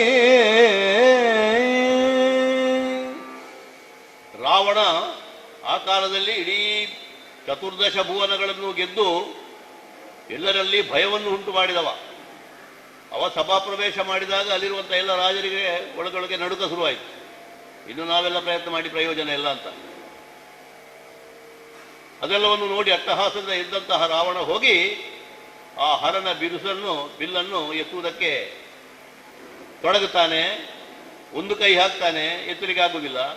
ಇನ್ನೊಂದು ಕೈಯನ್ನು ಕೊಡ್ತಾನೆ, ಎರಡು ಕೈಯಿಂದಲೂ ಎತ್ತಲಿಕ್ಕೆ ಆಗುವುದಿಲ್ಲ. ಬಗ್ಗುತ್ತಾನೆ, ಆಮೇಲೆ ಮೊನಕಾಲಿನಲ್ಲಿ ನಿಲ್ತಾನೆ, ಕೂತುಕೊಳ್ತಾನೆ. ಏನು ಮಾಡಿದರೂ ಎತ್ತುವುದಕ್ಕಾಗುವುದಿಲ್ಲ. ಹೇಗಾದರೂ ಮಾಡಿ ಎತ್ತಬೇಕು ಅಂತ ಎತ್ತಿ ಆಗುವಾಗ ಸ್ವಲ್ಪ ಮೇಲೆ ಬರ್ತದೆ, ಅವರ ಮೈಯ ಮೇಲೆ ಅದು ಬೀಳ್ತದೆ. ಬಿದ್ದಾಗ ಅದರಿಂದ ಗಾಯ ಕೂಡ ಉಂಟಾಗ್ತದೆ. ಹೊರಳಾಡ್ತಾನೆ ಆ ಬಿಲ್ಲಿನ ಅಡಿಯಲ್ಲಿ. ಅದನ್ನು ನೋಡಿ ಅಲ್ಲಿ ನೆರೆದಿರುವಂತಹ ರಾಜರೆಲ್ಲ ಹೋ ಅಂತೇಳಿ ನಗಾಡಲಿಕ್ಕೆ ಪ್ರಾರಂಭ ಮಾಡ್ತಾರೆ. ಇನ್ನು ನನ್ನಿಂದ ಆಗುವ ಕೆಲಸ ಅಲ್ಲ ಅಂತ ಹೇಳಿ ಅದನ್ನು ಅಲ್ಲಿಯೇ ಬಿಟ್ಟು ತಲೆ ತಗ್ಗಿಸಿಕೊಂಡು ಬಂದು ಕೂತ್ಕೊಳ್ತಾನಂತೆ ರಾವಣ. ಬೇರೆ ಬೇರೆ ಮಂದಿ ಪ್ರಯತ್ನ ಮಾಡ್ತಾರೆ, ಯಾರಿಂದಲೂ ಸಾಧ್ಯ ಆಗುವುದಿಲ್ಲ. ಕೊನೆಗೆ ಲಕ್ಷ್ಮಣ ಹೇಳ್ತಾನೆ, ಗುರುಗಳ ಆಶೀರ್ವಾದವನ್ನು ನೋಡ್ಕೊಂಡು ನಾನು ಎತ್ತುತ್ತೇನೆ. ಬೇಡ, ನೀನು ಎತ್ತುವುದಕ್ಕಿದ್ದದ್ದಲ್ಲ. ರಾಮನನ್ನು ಎಡಗಣ್ಣಿನಿಂದ ನೋಡ್ತಾರೆ ವಿಶ್ವಾಮಿತ್ರರು. ಆ ಕ್ಷಣ ರಾಮ ಹಾ ಎನ್ನುತ್ತಾ ಭುಜ ಹೊಯ್ದು ಎದ್ದು ನಿಲ್ತಾನೆ. ಚಂದ್ರ ಸೂರ್ಯರಂತೆ ಬೆಳಗುವ ನಂದಿವಾಗನ ಧನ ಪರಂದದಿ ಚಂದ್ರ ಸೂರ್ಯರಂತೆ ಬೆಳಗುವ ನಂದಿವಾಗನ ಧನ ಪರಂದದಿ ಮುಂದೆ ವಿಶ್ವಾಮಿತ್ರನಾತನ ಬಳಿಯಲೈತರಲೋ ಕೋಣನಂದದಿ ಕುಳ್ಳಿರ್ದರಾಯರ ಮಂದಿ ಬೆರಗಾಗುತ್ತ ಚಿಲುವಿಕೆ ಗಂಧಗೆಟ್ಟರು ರಾಮಚಂದ್ರನ ಕಾಂತಿ ಪಸರಿಸಿತು. ಮಂದಿ ಬೆರಗಾಗುತ್ತ ಚೆಲುವಿಕೆ ಗಂಧ ಗೆಟ್ಟರು. ರಾಮಚಂದ್ರನ ಕಾಂತಿ ಪಸರಿಸಿತು. ಓ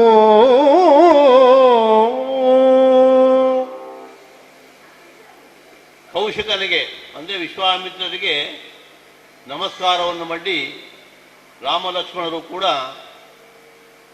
ಆ ಸ್ವಯಂವರ ಮಂಟಪಕ್ಕೆ ಬಂದಿರ್ತಾರೆ. ರಾವಣನು ಹತಪ್ರಭನಾಗಿ ಹೋದ ಮೇಲೆ ಎತ್ತುವವರು ಯಾರು ಅಂತ ಎಲ್ಲರೂ ಅವರವರ ಮುಖವನ್ನು ನೋಡಿಕೊಳ್ಳುವಾಗ ಲಕ್ಷ್ಮಣ ಎತ್ತುತ್ತೇನೆ ಅಂತ ಮುಂದುವರಿದಾಗ ಧರಣಿಜ ಇರುವಂಥದ್ದು ರಾಮನಿಗೆ ಬೇಕಾಗಿಯೇ, ಹಾಗಾಗಿ ನೀನು ಎತ್ತುವಂಥದ್ದಲ್ಲ ಅಂತ ಹೇಳಿ ವಿಶ್ವಾಮಿತ್ರರು ರಾಮನಿಗೆ ಸೂಚನೆಯನ್ನು ಕೊಡ್ತಾರೆ. ಆಗ ರಾಮ ಹೇಳ್ತಾನೆ, ಎನ್ನುತ್ತ ಭುಜ ಕೊಯ್ದು ಕೋಮಜಮಾಯಿಯನು ತಮರಾಳಿಯಾಲಿಸಿ ರಾಯ ಕುಲ ಮಾರ್ತಾಂಡ ಕೊಡಗಿದ ನಿಜದ ಗಸಣಿಯ. ರಾಯ ಕುಲ ಮಾರ್ತಾಂಡ ಕೊಡಗಿದ ನಿಜದ ಗವಸಣಿಯ. ನೋಯದೇರಿಸಿ ತಿರುವಮಿಗೆ ಊರಾಯದಲ್ಲಿ ಹದವರಿತು ತೆಗೆಯುತ್ತ ತಾಯ ಹೊಯ್ದನ ಹಮ್ಮ ಮುರಿದಂತುಡಿದು ಖಂಡೆನಲು. ಹಾಯೆನುತ ಭುಜ ಕೊಯ್ದು ಹೋಮಜ ಮಾಯೆ ಎನ್ನುತ್ತ ಅಮರಾಳಿಯಾಲಿಸೇ. ಏನೋ ಗುರುಗಳು ಹೇಳಿದ್ದಾರೆ ಅಂತ ಹೇಳಿ ರಾಮಲಕ್ಷ್ಮಣರು ಸೂರ್ಯಚಂದ್ರರ ಹಾಗೆ ಅವರ ಎಡಬಲಗಳಲ್ಲಿ ನಿಂತುಕೊಂಡು ಬಂದದ್ದು. ಬರುವಾಗ ಸ್ವಯಂವರ ನಡೀತಾ ಇತ್ತು. ಸ್ವಯಂವರಕ್ಕೆ ಬೇಕಾಗಿ ಅವರು ಬಂದದ್ದು ಅಂತ ಏನೂ ಇಲ್ಲ. ಆದರೆ ವಿಶ್ವಾಮಿತ್ರರು ಕರೆತರುವಾಗ ಆ ಉದ್ದೇಶ ಇದ್ದಿರಬೇಕು. ಇವರಿಗಿನ್ನೂ 13-14 ವರ್ಷ, ಹಾಗಾಗಿ ಮದುವೆಯಾಗುವ ಯೋಚನೆ ಇರಲಿಲ್ಲ. ಆದರೆ ಇಲ್ಲಿಗೆ ಬಂದ ಮೇಲೆ ಗುರುಗಳ ಆಜ್ಞೆಯನ್ನು ಪಾಲಿಸಬೇಕಲ್ಲ. ಬೇರೆ ಯಾರೂ ಧನುವನ್ನೆತ್ತುವವರು ಇಲ್ಲ ಅಂತ ಆಗುವಾಗ ಗುರುಗಳು ಸೂಚನೆ ಕೊಟ್ಟಾಗ ರಾಮ ಹೇಳ್ತಾನೆ, ಭುಜವನ್ನು ಹೇಗೈದು ಹೇಳ್ತಾನೆ. ನಿಧಾನವಾಗಿ ನಡೆಯುತ್ತಾ ತೀರ ಗಂಭೀರವಾದಂಥ ಹೆಜ್ಜೆಗಳನ್ನು ಇಡುತ್ತಾ ಆ ಹರನ ಧನುಸ್ಸು ಇದ್ದ ಅಲ್ಲಿಗೆ ಬರ್ತಾನಂತೆ. ಬೇರೆ ಯಾರು ಮಾಡಲಿಲ್ಲ ನೋಡಿ. ಮೊದಲಿಗೆ ನಮಸ್ಕಾರ ಮಾಡ್ತಾನೆ ಧನುವಿಗೆ.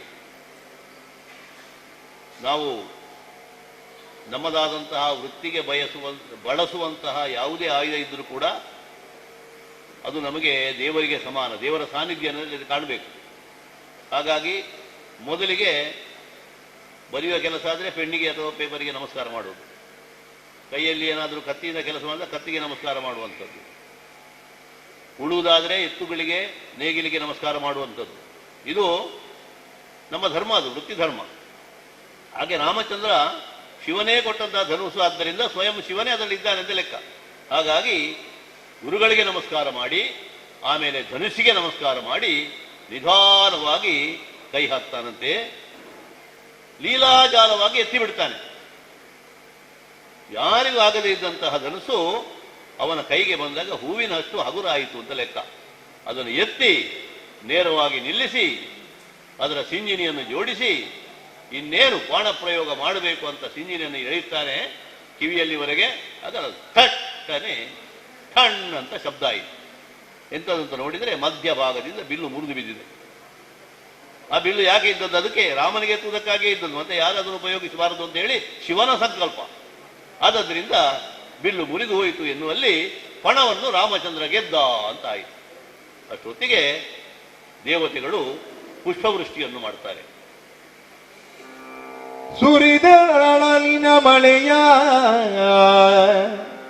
ಸುರಿದರಳಿನ ಮಳೆಯ ದೇವರು ಗರುಜದಿವು ಗುಡಿಗಟ್ಟಿ ಕುಣಿದರು. ಪರಮ ಸಂತಸ ಹಬ್ಬಿತೆಲ್ಲರ ಮನಮುಖೋಕ್ತಿಯಲಿ.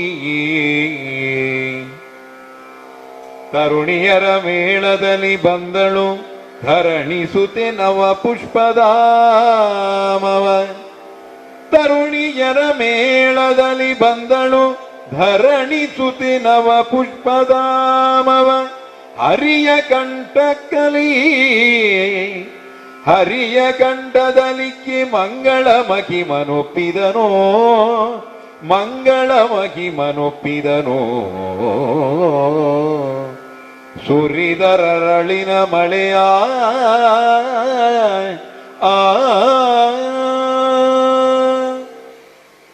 ಎಲ್ಲ ಕಡೆ ಜಯಘೋಷ. ನೆರೆದಂತಹ ಸಭಿಕರೆಲ್ಲ ರಾಮನಿಗೆ ಜಯವಾಗಲಿ ಅಂತ ಜಯಘೋಷ ಮಾಡ್ತಾ ಇದ್ದಾರೆ. ಬರೇ ಭೂಮಿಯಲ್ಲಿರುವವರು ಮಾತ್ರ ಅಲ್ಲ, ಸುರಿದರರಳಿನ ಮಳೆಯ ಸುರರು, ದೇವಲೋಕದಲ್ಲಿರುವಂತಹ ದೇವತೆಗಳು ಕೂಡ ಅರಳಿನ ಮರೆ, ಅರಳೆಂದ್ರೆ ಹೂವಿನ ಮಳೆಯನ್ನೇ ಸುರಿದರಂತೆ. ವರ್ಣಮಾಲಿಕೆ ಪುಷ್ಪಮಾಲಿಕೆ ಹಿಡಿದುಕೊಂಡು ನಿಂತಿದ್ದಾಳೆ ಸಖಿಯರ ಗಡನದಲ್ಲಿ. ಸೀತೆ ನಸು ನಾಚಿ ನತಮಸ್ತಕಳಾಗಿದ್ದಾಳೆ. ರಾಮನನ್ನು ನೋಡಿದ ಕೂಡಲೇ ಅವಳಿಗೆ ಅನುರಾಗ ಮೊದಲೇ ಏರ್ಪಟ್ಟಿತ್ತು. ಹಾಗೆ ನಿಧಾನವಾಗಿ ಬಂದು ತನ್ನ ಕೈಯಲ್ಲಿರುವಂತಹ ಪುಷ್ಪಮಾಲಿಕೆಯನ್ನು ರಾಮನ ಕೊರಳಿಗೆ ಹಾಕ್ತಾಳೆ. ಮತ್ತೊಮ್ಮೆ ಜಯಘೋಷ ಆಗ್ತದೆ. ಸೀತೆ ಸ್ವಯಂವರದಲ್ಲಿ ರಾಮನನ್ನು ಗೆದ್ದ ಹಾಗಾಯಿತು, ವರಿಸಿದ ಹಾಗಾಯಿತು. ಹರಧನುವನ್ನೆತ್ತಿ ತನ್ನ ಮಗಳಿಗೆ ವರನಾದಂತಹ ರಾಮಚಂದ್ರನು ನೋಡಿ ಧನ್ಯತೆಯನ್ನು ಹೊಂದಿದರಂತೆ. ಜನಕ ಮಹಾರಾಜ ಆ ಒಂದೇ ಮಂಟಪದಲ್ಲಿ ರಾಮನೊಬ್ಬನ ಮದುವೆ ಮಾತ್ರ ಆದದಲ್ಲ, ಅವನಿಗೆ ತಮ್ಮಂದಿರಿಗೂ ಆಯಿತು. ಹೇಗೆ? ಹರಿಗೆ ಧರಣಿಗೆ ಲಕ್ಷ್ಮಣಂಗ ತರುಣಿಯೂರ್ಮಿಳೆ ಕೀರ್ತಿ ಎಂಬಳ ಭರತ ದೇವಗೆ ಶತ್ರುಧನ ಇತ್ತು ಮಾಲಿನಿಯ ಶತ್ರುಹದನನಿಗಿತ್ತು ಮಾಲಿನಿಯ ಅರಸಧಾರೆಯ ನೆರೆಯೇ ಭೂಸುರ ನೆರವಿಧಾನಗಳಲ್ಲಿ ದನಿದುದು ಭೂಸುರ ನೆರವಿಧಾನಂಗಗಳಲ್ಲಿ ದಣಿದುದು ಪರಿಣಯಂಗಳ ಹೋಮ ಮುಗಿದುದು ಹಸೆಗೆ ಬಂದ ಹರಿ ಹಸೆಗೆ ಕರಿ ಬಂದ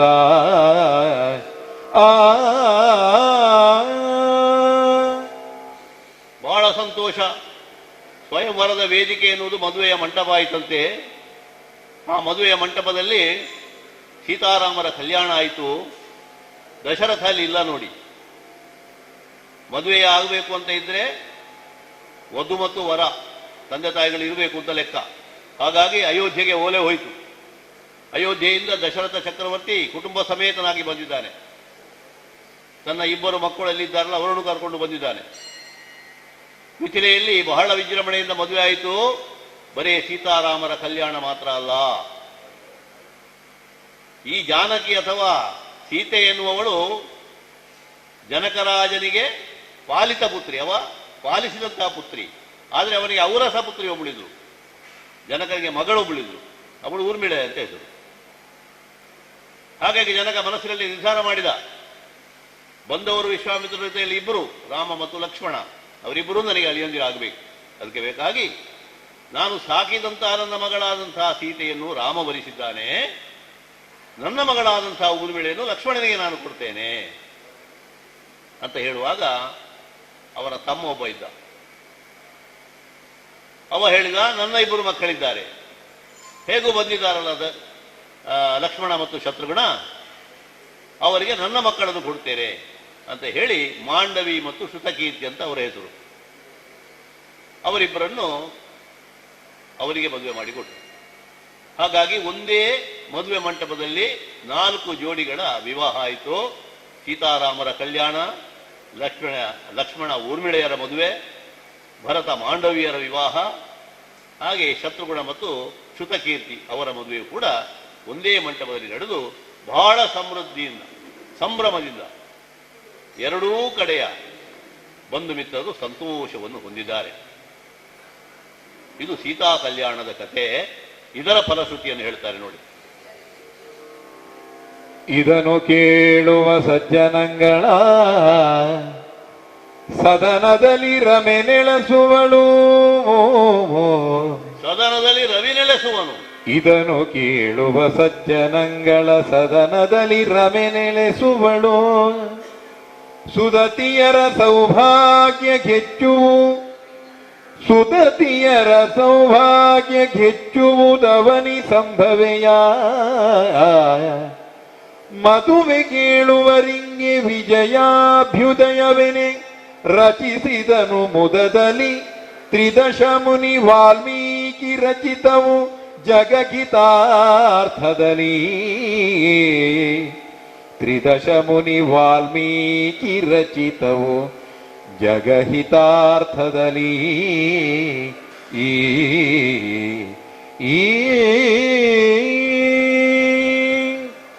ತ್ರಿದಶ ಮುನಿ ವಾಲ್ಮೀಕಿ ರಚಿತವು ಜಗಹಿತಾರ್ಥದಲ್ಲಿ. ತಾನು ಬರೆದದ್ದು ಹೌದಾಗಿದ್ರೂ ಕೂಡ ಬತ್ತಲೇಶ್ವರ ಕವಿ ಇದು ವಾಲ್ಮೀಕಿ ವಿರಚಿತವಾಗಿರುವಂಥದ್ದು. ತ್ರಿದಶ ಮುನಿ ಅವ, ತ್ರಿದಶರು ಅಂದರೆ ದೇವತೆಗಳು, ದೇವತೆಗಳಿಂದಲೂ ವಂದಿಸಲ್ಪಡುವಂತಹ ಋಷಿ ವಾಲ್ಮೀಕಿ ಜಗದ ಹಿತಾರ್ಥವಾಗಿ ರಚನೆ ಮಾಡಿರುವಂತಹ ಮಹಾಕಾವ್ಯ ಇದು ರಾಮಾಯಣ. ನನ್ನದೊಂದು ಅಳಿಲ ಸೇವೆಯನ್ನು ಈ ಕಾವ್ಯದ ಮುಖಾಂತರ ನಾನು ಮಾಡಿದ್ದೇನೆ. ಆದರೆ ಎರಡನೇ ಸಂಧಿಯಲ್ಲಿ ಬರುವಂತಹ ಆ ಸೀತಾ ಕಲ್ಯಾಣದ ಆ ಚರಿತ್ರೆಯನ್ನು ಕೇಳಿದರೆ ಏನಾಗ್ತದೆ? ಸದನದಲ್ಲಿ ರಮೆ ನೆಲೆಸುವಳು. ಯಾರು ಸೀತಾ ಕಲ್ಯಾಣದ ಕಥೆಯನ್ನು ಕೇಳ್ತಾರೋ ಸೀತೆ ಸಾಕ್ಷಾತ್ ಲಕ್ಷ್ಮೀದೇವಿ ಅವತಾರ. ಹಾಗಾಗಿ ಇದನ್ನು ಕೇಳಿದವರ ಮನೆಯಲ್ಲಿ ಲಕ್ಷ್ಮೀದೇವಿಯೇ ನೆಲೆಸ್ತಾಳೆ, ರಮೆ ನೆಲೆಸುವಳು. ಆ ಮಹಾಲಕ್ಷ್ಮಿಯೇ ಐಶ್ವರ್ಯದ ಅಧಿದೇವತೆ ಸೀತಾ ಕಲ್ಯಾಣದ ಕಥೆಯನ್ನು ಕೇಳಿದವರ ಮನೆಯಲ್ಲಿ ನೆಲೆಸ್ತಾರೆ ಅಂತ ಹೇಳ್ತಾರೆ. ಸುದತಿಯರ ಸೌಭಾಗ್ಯ ಹೆಚ್ಚುವುದು. ಯಾರು ಗೃಹಿಣಿಯರಿದ್ದಾರೆ, ಸುದತಿಯರಿದ್ದಾರೆ, ಮದುವೆಯಾಗಿ ಬಂದಂತಹ ಹೆಂಗಸರಿದ್ದಾರೆ, ಅವರ ಸೌಭಾಗ್ಯ ಹೆಚ್ಚುತ್ತದೆ. ಹೇಗೆ? ಅಷ್ಟ ಸೌಭಾಗ್ಯ ಕೂಡ ಅವರಿಗೆ ಸಿದ್ಧಿಸ್ತದೆ. ಅದು ಸಂತಾನ ಲಕ್ಷ್ಮಿ ಇರ್ಬೋದು, ಧಾನ್ಯ ಲಕ್ಷ್ಮಿ ಇರ್ಬೋದು, ಐಶ್ವರ್ಯ ಲಕ್ಷ್ಮಿ ಇರ್ಬೋದು, ಯಶೋಲಕ್ಷ್ಮಿ ಇರ್ಬೋದು. ಈ ಅಷ್ಟಲಕ್ಷ್ಮಿಯರು ಕೂಡ ಸೀತಾ ಕಲ್ಯಾಣವನ್ನು ಕೇಳಿದಂಥವರ ಮನೆಯಲ್ಲಿ ನೆಲೆಸ್ತಾರೆ. ಮದುವೆ ಹೇಳುವರಿಂಗೆ ವಿಜಯಾಭ್ಯುದಯ. ಯಾರಿಗೆ ಮದುವೆ ಆಗಲಿಲ್ವೋ, ಅವಿವಾಹಿತರಾಗಿ ಯಾರಿದ್ದಾರೋ, ಸೀತಾ ಕಲ್ಯಾಣದ ಕಥೆಯನ್ನು ಕೇಳಿದರೆ ಅವರಿಗೆ ಮದುವೆ ಆಗ್ತದೆ. ರಾಮ ಜನಿಸಿದ ಕಥೆಯನ್ನು ಕೇಳಿದರೆ ಮಕ್ಕಳಿಲ್ಲದವರಿಗೆ ಮಕ್ಕಳಾಗ್ತದೆ. ಸೀತಾ ಕಲ್ಯಾಣದ ಕಥೆಯನ್ನು ಕೇಳಿದವರಿಗೆ ಮದುವೆ ಆಗದವರಿಗೆ ಮದುವೆ ಆಗ್ತದೆ, ಸತ್ಸಂತಾನ ಪ್ರಾಪ್ತಿಯಾಗ್ತದೆ. ಹಾಗಾಗಲಿ ಎನ್ನುವಂಥ ಆಶಯದಿಂದಲೇ ಮಹಾಮುನಿಗಳಾದಂತಹ ವಾಲ್ಮೀಕಿ ಋಷಿಗಳು ರಾಮಾಯಣವನ್ನು ರಚಿಸಿದ್ದಾರೆ. ಅದನ್ನು ಬಹಳ ಸುಲಭದ ರೀತಿಯಲ್ಲಿ ಬಗ್ಗೆ ತಿಳಿಯಪಡಿಸುವಂತಹ ಒಂದು ಕೆಲಸ ನನ್ನಿಂದ ಆಗಿದೆ ಅಂತ ಹೇಳಿ ಬಹಳ ಪ್ರಾಂಜಲ ಭಾವದಿಂದ ಬತ್ತಲೇಶ್ವರ ಕವಿ ಹೇಳ್ತಾರೆ. ಹೀಗೆ ಸೀತಾ ಕಲ್ಯಾಣ ಆದ ಬಳಿಕ ಮುಂದೆ ಹರಿರಮೆಯರಿಬ್ಬರ ನಿಜಾಂಕದಿ ಹರಸಿ ಕಳುಕಿಸಿ ಕೊಡಲು ಜನಕನೋ ನೆರೆದ ಸಭೆಯಲ್ಲಿ ನೃಪತಿ ಋಷಿಗಳು ಕೇಳುತ್ತಿರಲಂದು ಹಿರಿದು ಮಮತೆಗಳಿಂದ ಬುದ್ಧಿಯ ನುರಿವಿ ಕೀಳವು ಸೀತೆ ರಮಣನ ಚರಣ ಸೇವೆಯ ಮಾಡಿ ನಡೆಯುವುದು ಬೆಸಸಿದಂತೆಂದ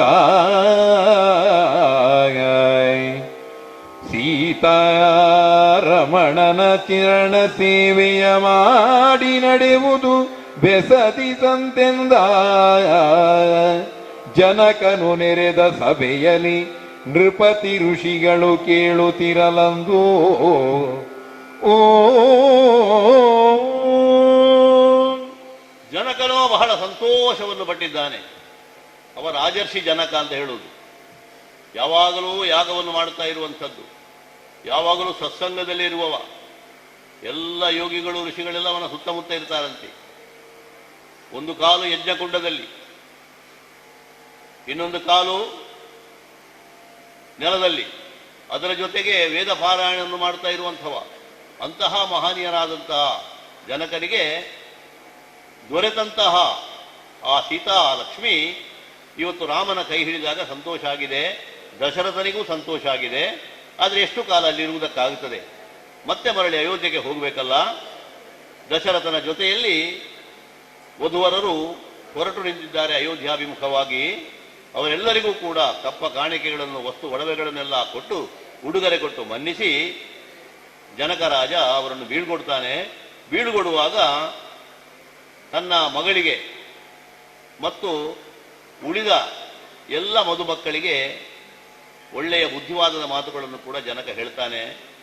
ಸತೀ ಧರ್ಮ ಹೇಗಿದೆ, ಗಂಡನ ಮನೆಯಲ್ಲಿ ಒಬ್ಬ ಗೃಹಿಣಿಯಾದವಳು ಹೇಗೆ ಇರಬೇಕು, ಧಾರ್ಮಿಕವಾದಂತಹ ಯಾವುದೇ ಒಂದು ಆಚರಣೆಯಲ್ಲಿ ಗಂಡನಿಗೆ ಹೇಗೆ ಸರಿಯಾಗಿ ಅವಳು ಹೊಂದಿಕೊಂಡಿರಬೇಕು, ಇದೆಲ್ಲವನ್ನು ಹೇಳಿ ಹಿತೋಪದೇಶ ಮಾಡಿ ಮದುಮಕ್ಕಳನ್ನು ಬೀಳ್ಕೊಳ್ತಾನಂತೆ.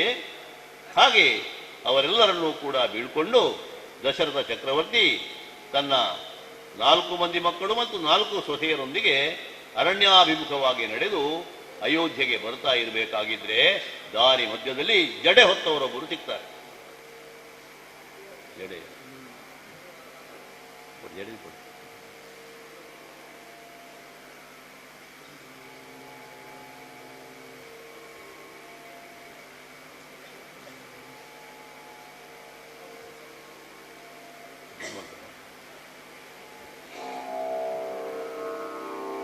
ಜಡೆಯ ಹೊತ್ತುದೋ ಸಿಡಿಲು ಶಿವ ಶಿವ ಒಡವ ತಮ್ಮಡಿಯಾದನೋ ದಿಟ ಕಡೆಯ ಕಾಲಕ್ಕೆ ಮೃಡನು ಬಾಳದಿ ಮುನಿದು ಲೋಕವನು ಸುಡುವ ಓಲೆನೆಗೆಗಳಲಿಳುಹಿದ ಕೊಡಲಿಯನು ತಿರುಗುತ್ತ ತೋರ ಮೃಡನ ಬಿಲ್ಲನು ಮುರಿದ ವೀರನ ಕೊಲುವೆನಿಗೆನುತ ಜಡೆಯ ಹೊತ್ತುದೋ ಸಿಡಿಲು ಶಿವ ಶಿವ ಒಡವ ತಮ್ಮಡಿಯಾದ ನೋದಿಟ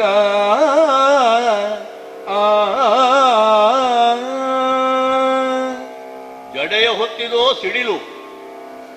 ಇವರು ಕಾಡಿನ ದಾರಿಯಾಗಿ ನಡ್ಕೊಂಡು ಬರಬೇಕಾಗಿದ್ರೆ ಒಂದು ಸಲ ದೊಡ್ಡ ಶಬ್ದ ಕೇಳಿ, ಏನು ಅಂತ ನೋಡಿದ್ರೆ ನಿಲ್ಲು ಅಂತ, ಸಿಡಿಲಿನ ಗರ್ಜನೆ ಹಾಗೆ. ನೋಡಿದರೆ ಎದುರಿಗೆ ಒಬ್ಬ ಋಷಿ ನಿಂತಿದ್ದಾನೆ. ಕಣ್ಣೆಲ್ಲ ಕೆಂಡದ ಉಂಡೆಯ ಹಾಗಾಗಿದೆ ಕೋಪದಿಂದ. ಸಿಡಿಲಿಗೆ ಜಡೆ ಕಟ್ಟಿದ್ರೆ ಹೇಗೆ, ಆ ರೀತಿಯಲ್ಲಿ ಕ್ರುದ್ಧನಾದಂತಹ ಮುನಿಯ ಸ್ವರೂಪವನ್ನು ಇವರೆಲ್ಲ ಕಾಣುತ್ತಾರೆ. ಎದುರಿಗೆ ರಾಮನ ಎದುರಿಗೆ ಒಂದು ನಿಂತಿದ್ದಾನೆ. ನಿಂತಾಗ ರಾಮ ಕೈ ಮುಗಿತಾನೆ, ಯಾರು ಸ್ವಾಮಿ ತಾವು? ಕ್ಷತ್ರಿಯರೆಲ್ಲ ನಾಶ ಮಾಡಿಕೊಂಡು ಬಂದವ ನಾನು ಪರಶುರಾಮ. 21 ಬಾರಿ ಭೂ ಪ್ರದಕ್ಷಿಣೆಯನ್ನು ಮಾಡಿ ದುಷ್ಟ ಕ್ಷತ್ರಿಯರನ್ನು ಇಲ್ಲ ಅಂತ ಮಾಡಿದವ. ಈಗ ನೀನು ನನ್ನ ಎದುರಿಗೆ ಬಂದು ನಿಂತಿದೆಯಲ್ಲ, ಏನೋ ಒಂದು ಲೀಲಾಜಾಲವಾಗಿ ಬಿಲ್ಲನ್ನು ಮುರಿದೆ ಅಂತ ಏನು ಸೊಕ್ಕ ನಿನಗೆ? ಆಟಿಗೆ ಬಿಲ್ಲನ್ನು ಮುರಿದ ಹಾಗಲ್ಲ. ಸಾಧ್ಯ ಇದ್ರೆ ನೋಡು, ನನ್ನ ಒಂದು ಬಿಲ್ಲುಂಟು, ಈ ಬಿಲ್ಲನ್ನು ಹೆದೆ ಏರಿಸಲಿಕ್ಕೆ ನಿನಗೆ ಸಾಧ್ಯ ಇದ್ರೆ ನೀನೊಬ್ಬ ಪರಾಕ್ರಮವಂತ ನಾನು ಒಪ್ಪಿಕೊಳ್ಳುತ್ತೇನೆ ಅಂತ, ಇಲ್ಲದ್ರೆ ಕೊಂದು ಬಿಡುತ್ತೇನೆ ಅಂತ. ರಾಮನಿಗೆ ಆಶ್ಚರ್ಯ ಆಯಿತು. ಸ್ವಾಮಿ ತಾವು ದೊಡ್ಡವರು, ಮಹರ್ಷಿಗಳು, ಆದರೆ ಕೊಲ್ಲುತ್ತೇನೆ ಎನ್ನುವಂಥ ಮಾತು ನಿಮ್ಮ ಬಾಯಿಂದ ಬರಬಾರದಿತ್ತು. ನೀವೇನಿದ್ರು ರಕ್ಷಣೆ ಮಾಡಲಿಕ್ಕಿದ್ದವರು, ಕೊಲ್ಲುತ್ತೇನೆ ಅಂತ ನೀವು ಹೇಳಿದ್ರೆ ನಾವು ಹೆದರ್ತೇವೋ ನಿಮಗೆ? ನಾನು ಎತ್ತಿದ್ದು ಸಾಮಾನ್ಯವಾದ ಬಿಲ್ಲೆ ಇರಬಹುದು, ಅದೊಂದು ಸ್ಪರ್ಧೆ ಇದ್ದದ್ದರಿಂದ ನಾನು ಹಾಗೆ ಮಾಡಿದ್ದೇನೆ ಹೊರತು ಆ ಗರ್ವ ನನಗಿಲ್ಲ. ಅರಣಬಿಲ್ಲನ್ನು ಎತ್ತಿದ್ದೇನೆ ಅಂತ ಗರ್ವ ಏನೂ ಇಲ್ಲ. ಮತ್ತೆ ನೀವು ಇದನ್ನು ಎತ್ತಬೇಕು ಅಂತ ನಿಮ್ಮ ಕೈಯಿಂದ ನನಗೆ ಕೋದಣ್ಣನ್ನು ಕೊಡ್ತಾ ಇದ್ರೆ ನಿಮ್ಮ ಆಚೆ ಅಂತ ಹೇಳಿ ನಾನು ಅದನ್ನು ಸ್ವೀಕಾರ ಮಾಡ್ತೇನೆ ಅಂತ ಹೇಳಿ ಆ ಬಿಲ್ಲನ್ನು ತೆಗೆದು ಶ್ರೀರಾಮಚಂದ್ರ ಲೀಲಾಜಾಲವಾಗಿ ಹೆದೆ ಏರಿಸಿ ಸಿಂಜಿನಿಯನ್ನು ಜೋಡಿಸಿ ಗುರಿ ಇಡ್ತಾನಂತೆ. ಆಶ್ಚರ್ಯ ರಾಮಾಚಾರ್ಯರಿಗೆ, ಓ ಇವ ಸಾಮಾನ್ಯನಾದವನಲ್ಲ, ನನ್ನ ಕರ್ತವ್ಯ ಮುಗಿಯಿತು. ಅವತಾರದ ಲೆಕ್ಕಾಚಾರದಲ್ಲಿ ನೋಡಿದರೆ ಪರಶುರಾಮ ಅವತಾರವೂ ಕೂಡ ರಾಮಾವತಾರಕ್ಕೆ ಮೊದಲಿದ್ದು. ಅದು ಹರಿಯ ಒಂದು ಅಂಶವೇ. ಯಾವಾಗ ಶ್ರೀರಾಮಚಂದ್ರ ಬಂದನೋ ಆಮೇಲೆ ಪರಶುರಾಮನಿಗೇನು ಕೆಲಸ? ಆ ಉದ್ದೇಶದಿಂದಲೇ ಭಾರ್ಗವರು ಬಂದದ್ದು. ಅವರು ಕೊಟ್ಟಂತಹ ವೈಷ್ಣವ ಧನುಸ್ಸು ಇದು ನಿನ್ನಲ್ಲೇ ಇರಲಿ. ಮತ್ತೆ ನೀನು ಗುರಿ ಇಟ್ಟಂತಹ ಬಾಣ ವ್ಯರ್ಥ ಆಗುವುದು ಬೇಡ. ಅದು ಅಲ್ಲಿ ದ್ವೀಪ ಮಧ್ಯದಲ್ಲಿ ದುಷ್ಟರಾದಂತಹ ಕೆಲವು ದಸ್ಯುಗಳಿದ್ದಾರೆ, ಅಲ್ಲಿಗೆ ಪ್ರಯೋಗ ಮಾಡಿಬಿಡು ಅಂತ. ಅವ ಬಿಟ್ಟ. ಅಲ್ಲಿ ಯಾವುದೋ ಒಂದು ದ್ವೀಪದಲ್ಲಿದ್ದ ಕೆಟ್ಟವರೆಲ್ಲ ಅದರಲ್ಲಿ ನಾಶವಾಗಿ ಹೋದರು ಅಂತ ಕತೆ. ಆಮೇಲೆ ತಾನು ವೈಷ್ಣವಾಸವನ್ನು ರಾಮನಿಗೆ ಕೊಟ್ಟು ಆಶೀರ್ವಾದ ಮಾಡಿ ಬೆನ್ನು ಹಾಕಿ ಹೋಗ್ತಾರೆ ಹಿಮಾಲಯ ಪರ್ವತಕ್ಕೆ ಪರಶುರಾಮಾಚಾರ್ಯರು. ಯಾಕಂದ್ರೆ ಅವರು ಚಿರಂಜೀವಿಗಳು. ರಾಮನ ಅವತಾರ ಆಗಿದ್ರು ಕೂಡ ಪರಶುರಾಮರು ಕೂಡ ಆ ಕಾಲದಲ್ಲಿ ಇರ್ತಾರೆ ಅಂತ ಇನ್ನೊಂದು ಅಂಶವಾಗಿ. ಹಾಗಾಗಿ ಅವರ ಕಾರ್ಯಕ್ಷೇತ್ರ ಅಲ್ಲಿಗೆ ಮುಗಿಯಿತು. ಆಮೇಲೆ ಮಹಾಭಾರತದಲ್ಲಿ ಕಾಣಿಸಿಕೊಳ್ತಾರೆ ಅವರು. ರಾಮಚಂದ್ರ ತಂದೆಯ ಜೊತೆಯಲ್ಲಿ ಪುರ ಪ್ರವೇಶವನ್ನು ಮಾಡ್ತಾನೆ. ದಶರಥ ತನ್ನ 4 ಮಂದಿ ಮಕ್ಕಳು, ಸೊಸೆಯಂದಿರು ಅವರೆಲ್ಲವರ ಜೊತೆಯಲ್ಲಿ ಅಯೋಧ್ಯೆಯ ಅರಮನೆಯನ್ನು ಪ್ರವೇಶ ಮಾಡುತ್ತಾನೆ. ಎಲ್ಲರಿಗೂ ಬಹಳ ಸಂತೋಷ. ಮಕ್ಕಳಿಲ್ಲ ಅಂತ ಮಕ್ಕಳಾಯಿತು, ಮಕ್ಕಳಿಗೆ ಮದುವೆಯೂ ಆಯಿತು. ಈಗ ಇಡೀ ಮನೆ ತುಂಬಿ ಹೋಗಿದೆ, ಎಲ್ಲರಿಗೂ ಸಂತೋಷವೋ ಸಂತೋಷ. ಹೇಗೋ ಮದುವೆ ವಿಜೃಂಭಣೆಯಿಂದ ಬಿಸಿಲೆಯಲ್ಲಿ ಆಗಿದೆ. ಆದರೆ ಇಲ್ಲೊಂದು ಮತ್ತೊಂದು ಹಬ್ಬವನ್ನು ಮಾಡಿದರು, ವಿವಾಹದ ಹಬ್ಬವನ್ನು. ಎಲ್ಲ ಅಯೋಧ್ಯಾವಾಸಿಗಳು ಮಾತ್ರ ಅಲ್ಲ, ಆರ್ಯಾವರ್ತದ ಎಲ್ಲವರು ಕೂಡ ಬಂದು ನೆರೆದು ಬಹಳ ಸಂಭ್ರಮದಿಂದ ಸಂತೋಷದ ಆಚರಣೆಯನ್ನು ಮಾಡುತ್ತಾರೆ ಎನ್ನುವಲ್ಲಿಗೆ ಶ್ರೀರಾಮಚಂದ್ರನ ವಿವಾಹೋತ್ಸವದ ಮಂಗಲ ಕಾರ್ಯದ ಈ ಒಂದು ಕಥಾನಕಕ್ಕೆ ನಾವಿಲ್ಲಿ ಮಂಗಲವನ್ನು ಹೇಳಬೇಕು. ಇಲ್ಲಿಂದ ನಂತರ ರಾಮಾಯಣದ ಉಳಿದ ಆಖ್ಯಾನಗಳನ್ನು ಪ್ರತಿ ಶುಕ್ರವಾರ ಕೂಡ ಇನ್ನು 3 ಶುಕ್ರವಾರಗಳಲ್ಲಿ ಸದಾಶಿವ ಆಳೂರು, ಪವನ್ ಕಿರಣಿಯವರು ಮುಂದುವರಿಸ್ತಾರೆ. ಈ ಒಂದು ಭಾಗದಲ್ಲಿ ಫಲಶುದ್ಧಿಯ ಜೊತೆಗೆ ಬತ್ತಲೇಶ್ವರ ಕವಿ ಬಹಳ ಸುಲಲಿತವಾದಂತಹ ಕಾವ್ಯವನ್ನು ಕಟ್ಟಿಕೊಟ್ಟಿದ್ದಾನೆ. ಯಥಾಸಾಧ್ಯ ಅದರ ಭಾವಾರ್ಥವನ್ನು ಹೇಳುವಂತಹ ಪ್ರಯತ್ನವನ್ನು ನಾವು ಮಾಡಿದ್ದೇವೆ. ಆಷಾಢದ ಈ ಒಂದು ಶುಭ ಸಂದರ್ಭದಲ್ಲಿ ಶ್ರೀದೇವಿಯ ಸಾನ್ನಿಧ್ಯದಲ್ಲಿ ಇಂತಹ ಪುಣ್ಯತಮವಾದಂತಹ ಕಥಾಶ್ರವಣವನ್ನು ಮಾಡಲಿಕ್ಕೆ ಒಂದು ಸೇರಿರುವ ಸಜ್ಜನರಾದಂತಹ ಬಂಧು ಭಗಿನಿಯರಿಗೆ ನಮ್ಮ ಪರವಾಗಿ ಪ್ರೀತಿಯ ಧನ್ಯವಾದಗಳನ್ನು ಹೇಳ್ತೇನೆ. ಅದರ ಜೊತೆಗೆ ಈ ಒಂದು ಕಾರ್ಯಕ್ರಮಕ್ಕೆ ಅವಕಾಶವನ್ನು ಮಾಡಿಕೊಂಡಂತಹ ದೇವಳದ ಆಡಳಿತ ಮುಕ್ತೇಶ್ವರರಿರ್ಬೋದು, ಆಡಳಿತ ಮಂಡಳಿಯವರಿರ್ಬೋದು, ಅರ್ಚಕ ವರ್ಗದರಿರ್ಬೋದು, ಎಲ್ಲರಿಗೂ ಕೂಡ ಕೃತಜ್ಞತೆಗಳನ್ನು ಸಲ್ಲಿಸಿ ನನ್ನ ಜೊತೆಯಲ್ಲಿ ಬಹಳ ಸುಶ್ರಾವ್ಯವಾಗಿ ಈ ಕಾವ್ಯವನ್ನು ವಾಚಿಸಿ ತಮಗೆ ಸಂತೋಷವನ್ನುಂಟು ಮಾಡಿದಂತಹ ಗೆಳೆಯರಾದ ದೇವಿ ಪ್ರಸಾದ ಆಳ್ವ ತಲಪಾಡಿ ಅವರಿಗೂ ವಂದನೆಗಳನ್ನು ಸಲ್ಲಿಸಿ ಮುಂದಿನ ವಾರ ಮುಂದುವರಿದ ಕಥಾಭಾಗವನ್ನು ಸದಾಶಿವ ಆಳ್ವ ತಲಪಾಡಿ ಮುಂದುವರಿಸ್ತಾರೆ ಅಂತ ಹೇಳ್ತಾ ಇವತ್ತಿನ ಭಾಗಕ್ಕೆ ಮಂಗಲವನ್ನು ಹಾಡ್ತೇನೆ.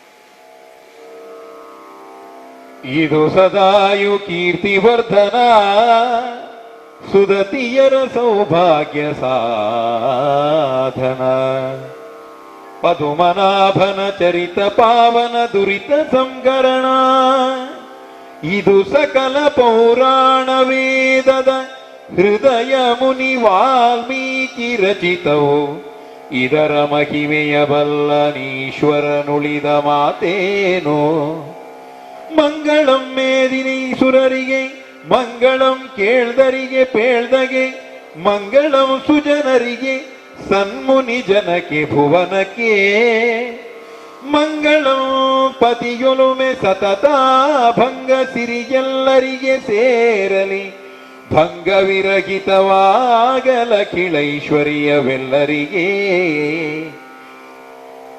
ಸರ್ವಸ್ವರೂಪೇ ಸರ್ವೇಶೇ ಸರ್ವಶಕ್ತಿ ಸಮನ್ವಿತೆ ಭಯೇಭ್ಯತ್ರಾಗಿನೋ ದುರ್ಗೆ ದುರ್ಗಾದೇವಿ ನಮೋಸ್ತುತೆ ನಮೋಸ್ತುತೆ.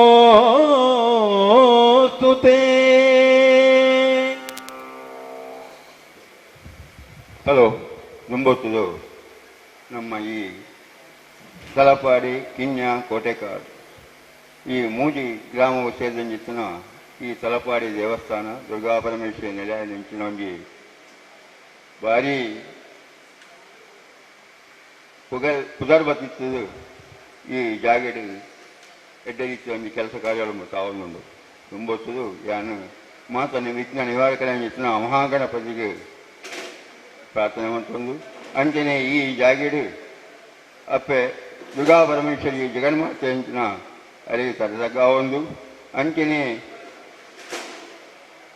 ವೀರಭದ್ರ ದೇವರು ನಾಗದೇವರು ದುರ್ಗಲ್ಲಾಯ ಮೆಕ್ಕಳಿಗೆಲ್ಲ ತರದಗ್ಗದು ನಮ್ಮ ಈ ತಲಪಾಡಿ ಗ್ರಾಮದ ದೇವಾಲಯಂಚಿನ ಅಲಂಕಾರ ಗುಡ್ಡ ಮಲರಾಯ ದೊಮಾಕಿ ದೈವ ಅಂತೆಯೇ ಎನ್ನ ತರವಾಡದ ದೇವದೇವರು ಅಂತೆಯೇ ನಂಬಿನ ಪೂರ ದೇವದೇವರು ಗುರು ಹಿರಿಯರಿಗೆ ಮಾತೆಗಳನ್ನು ಅಭಿನಂದನೆ ಮತ್ತೊಂದು ನಿತ್ಯ ಈ ತಲಪಾಡಿ ದುರ್ಗಾಪರಮೇಶ್ವರಿ ದೇವಸ್ಥಾನಡು ರಾಮಾಯಣದ ಒಂಜಿ ಆಟಿಡು ವ್ಯಾಪಾರ ಒಂಜಿ ರಾಮಾಯಣ ಒಂಜಿ ಪ್ರವಚನ ಬಂದು ಐದು ಭಾಗವಾದಿ ರಾಮಾಯಣ ಮಹಾಕಾವ್ಯದ ವಾಚನ ಪ್ರವಚನ ಸತ್ಸಂಗ ನಡೆಸಿದ್ರು ಐಟು ರಾಮದೇವರನ್ನ ಒಂಜಿ ಭಾಗನು ಎಡ್ಡ ರೀತಿಯ ಆಯ್ಕೆ ಮಾಡ್ತೀರಿ ಎಡ್ದವರ ಒಂದು ಬಾಯಿ ಒಂಜಿ ಖುಷಿ ಸಂಗತಿ ವಿಷಯ ದುಂಬು ಸಾಲಿಡ್ ಮಾತೆಲ್ಲ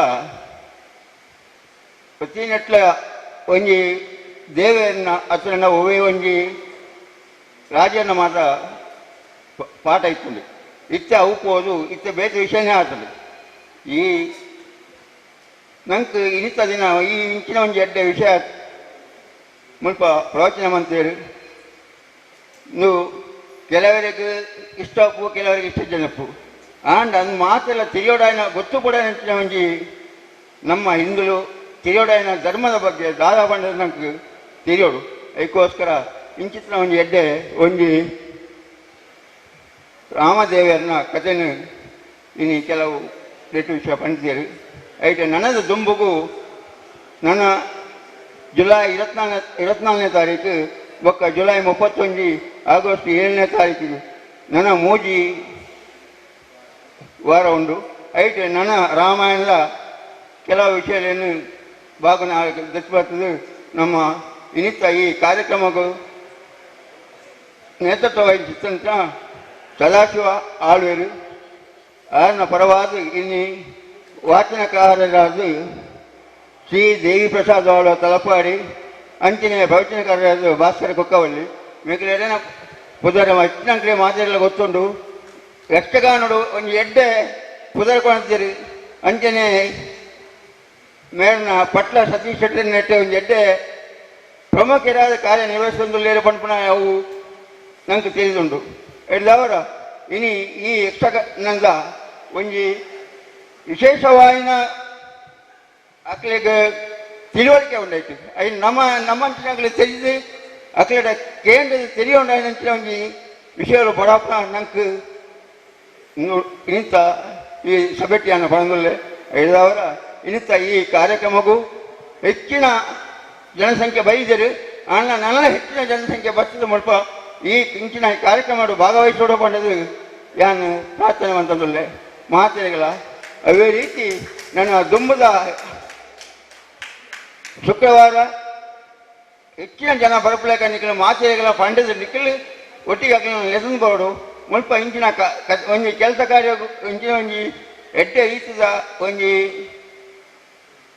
ವಿಷಯಗಳನ್ನು ತೆರೆಯೋಣ ಇಂಚಿನ ಒಂಜಿ ಕಾರ್ಯಕ್ರಮಕ್ಕೆ ನಮ್ಮ ಬೋರ್ಡ್ ಹಾಕೊಂಡು ಬಂದದು ಎನ್ನ ಅಭಿಪ್ರಾಯ ಅವೇ ರೀತಿ ನನ್ನ ಎಲ್ಲಂಜಿ ಶುಕ್ರವಾರ ಅಂಚನೆ 24-31 ಇಂದು ಪೂರ ಎಂಕ ಕಡಪುರದ ಪ್ರತಿ ಒಂದು ಸಂಘ ಸಂಸ್ಥೆ ಬೊಕ್ಕ ಮುಖ್ಯವಾಗಿ ಮಾತೆಗಳ ಎಂಕ್ಲು ನೇನು ಕಡಪುರದು ತಿರುಪಾದ ಹೆಚ್ಚಿನ ಮಾತೆಲ್ಲ ಬರ್ತದೆ నేను ಎಡ್ಡೆ ರೀತಿ ನಡಪಾದ ಕೊಡ್ದು ನನ್ನ ದುಂಬದ ಕೆಲಸ ಕಾರ್ಯಗಳು ಎಡ್ಡೆ ರೀತಿ ಆವಡು ನಮ್ಮ ಈ ದೇವಸ್ಥಾನ ನನ್ನ ಎಡ್ಡೆ ರೀತಿಯ ಅಭಿವೃದ್ಧಿ ಆವಡು ಬೋಡಪ್ಪನ ಕೆಲಸ ಕಾರ್ಯಕ್ಕೂ ನಮ್ಗೆ ಮಾತೆಲ್ಲ ಊರ್ದಾಕಲಿಕ್ಕೆ ಸಹಕಾರ ಕೊಡು ಪಡೆದು ಯಾನು ಮಾತೆಗಳ ಅಭಿನಂದನೆ ಅಂತಂದ್ರೆ ಅಂಚನೆ ಇನ್ನಿತ ಈ ಕಾರ್ಯಕ್ರಮಕ್ಕೂ ನಂಗೆ ಸಹಕಾರ ಕೊಡ ನಾರಾಯಣ ಕಿಲ್ಲೆ ಒಂದು ಕಜ್ಜೆ ಅಂಚಿನ ಆಶಾ ನಯನ ಮೆಕ್ಲೆಗೆಯನ್ನ ಹೃದಯಪೂರ್ವಕ ಧನ್ಯವಾದ ಕೊಡೋದಿಲ್ಲ ಅಂಚಿನ ಮಾತೆಲ್ಲ ನೆಕ್ಕ ಬದ್ಲಿ ಎಂಕ ಮಹಾ ಎಡ್ಡೆ ರೀತಿ ಒಂದು ಸಹಕಾರ ಕೊಡು ಪಡೆದು ಯಾನ ಪ್ರಾರ್ಥನೆ ಅಂತಂದ್ರೆ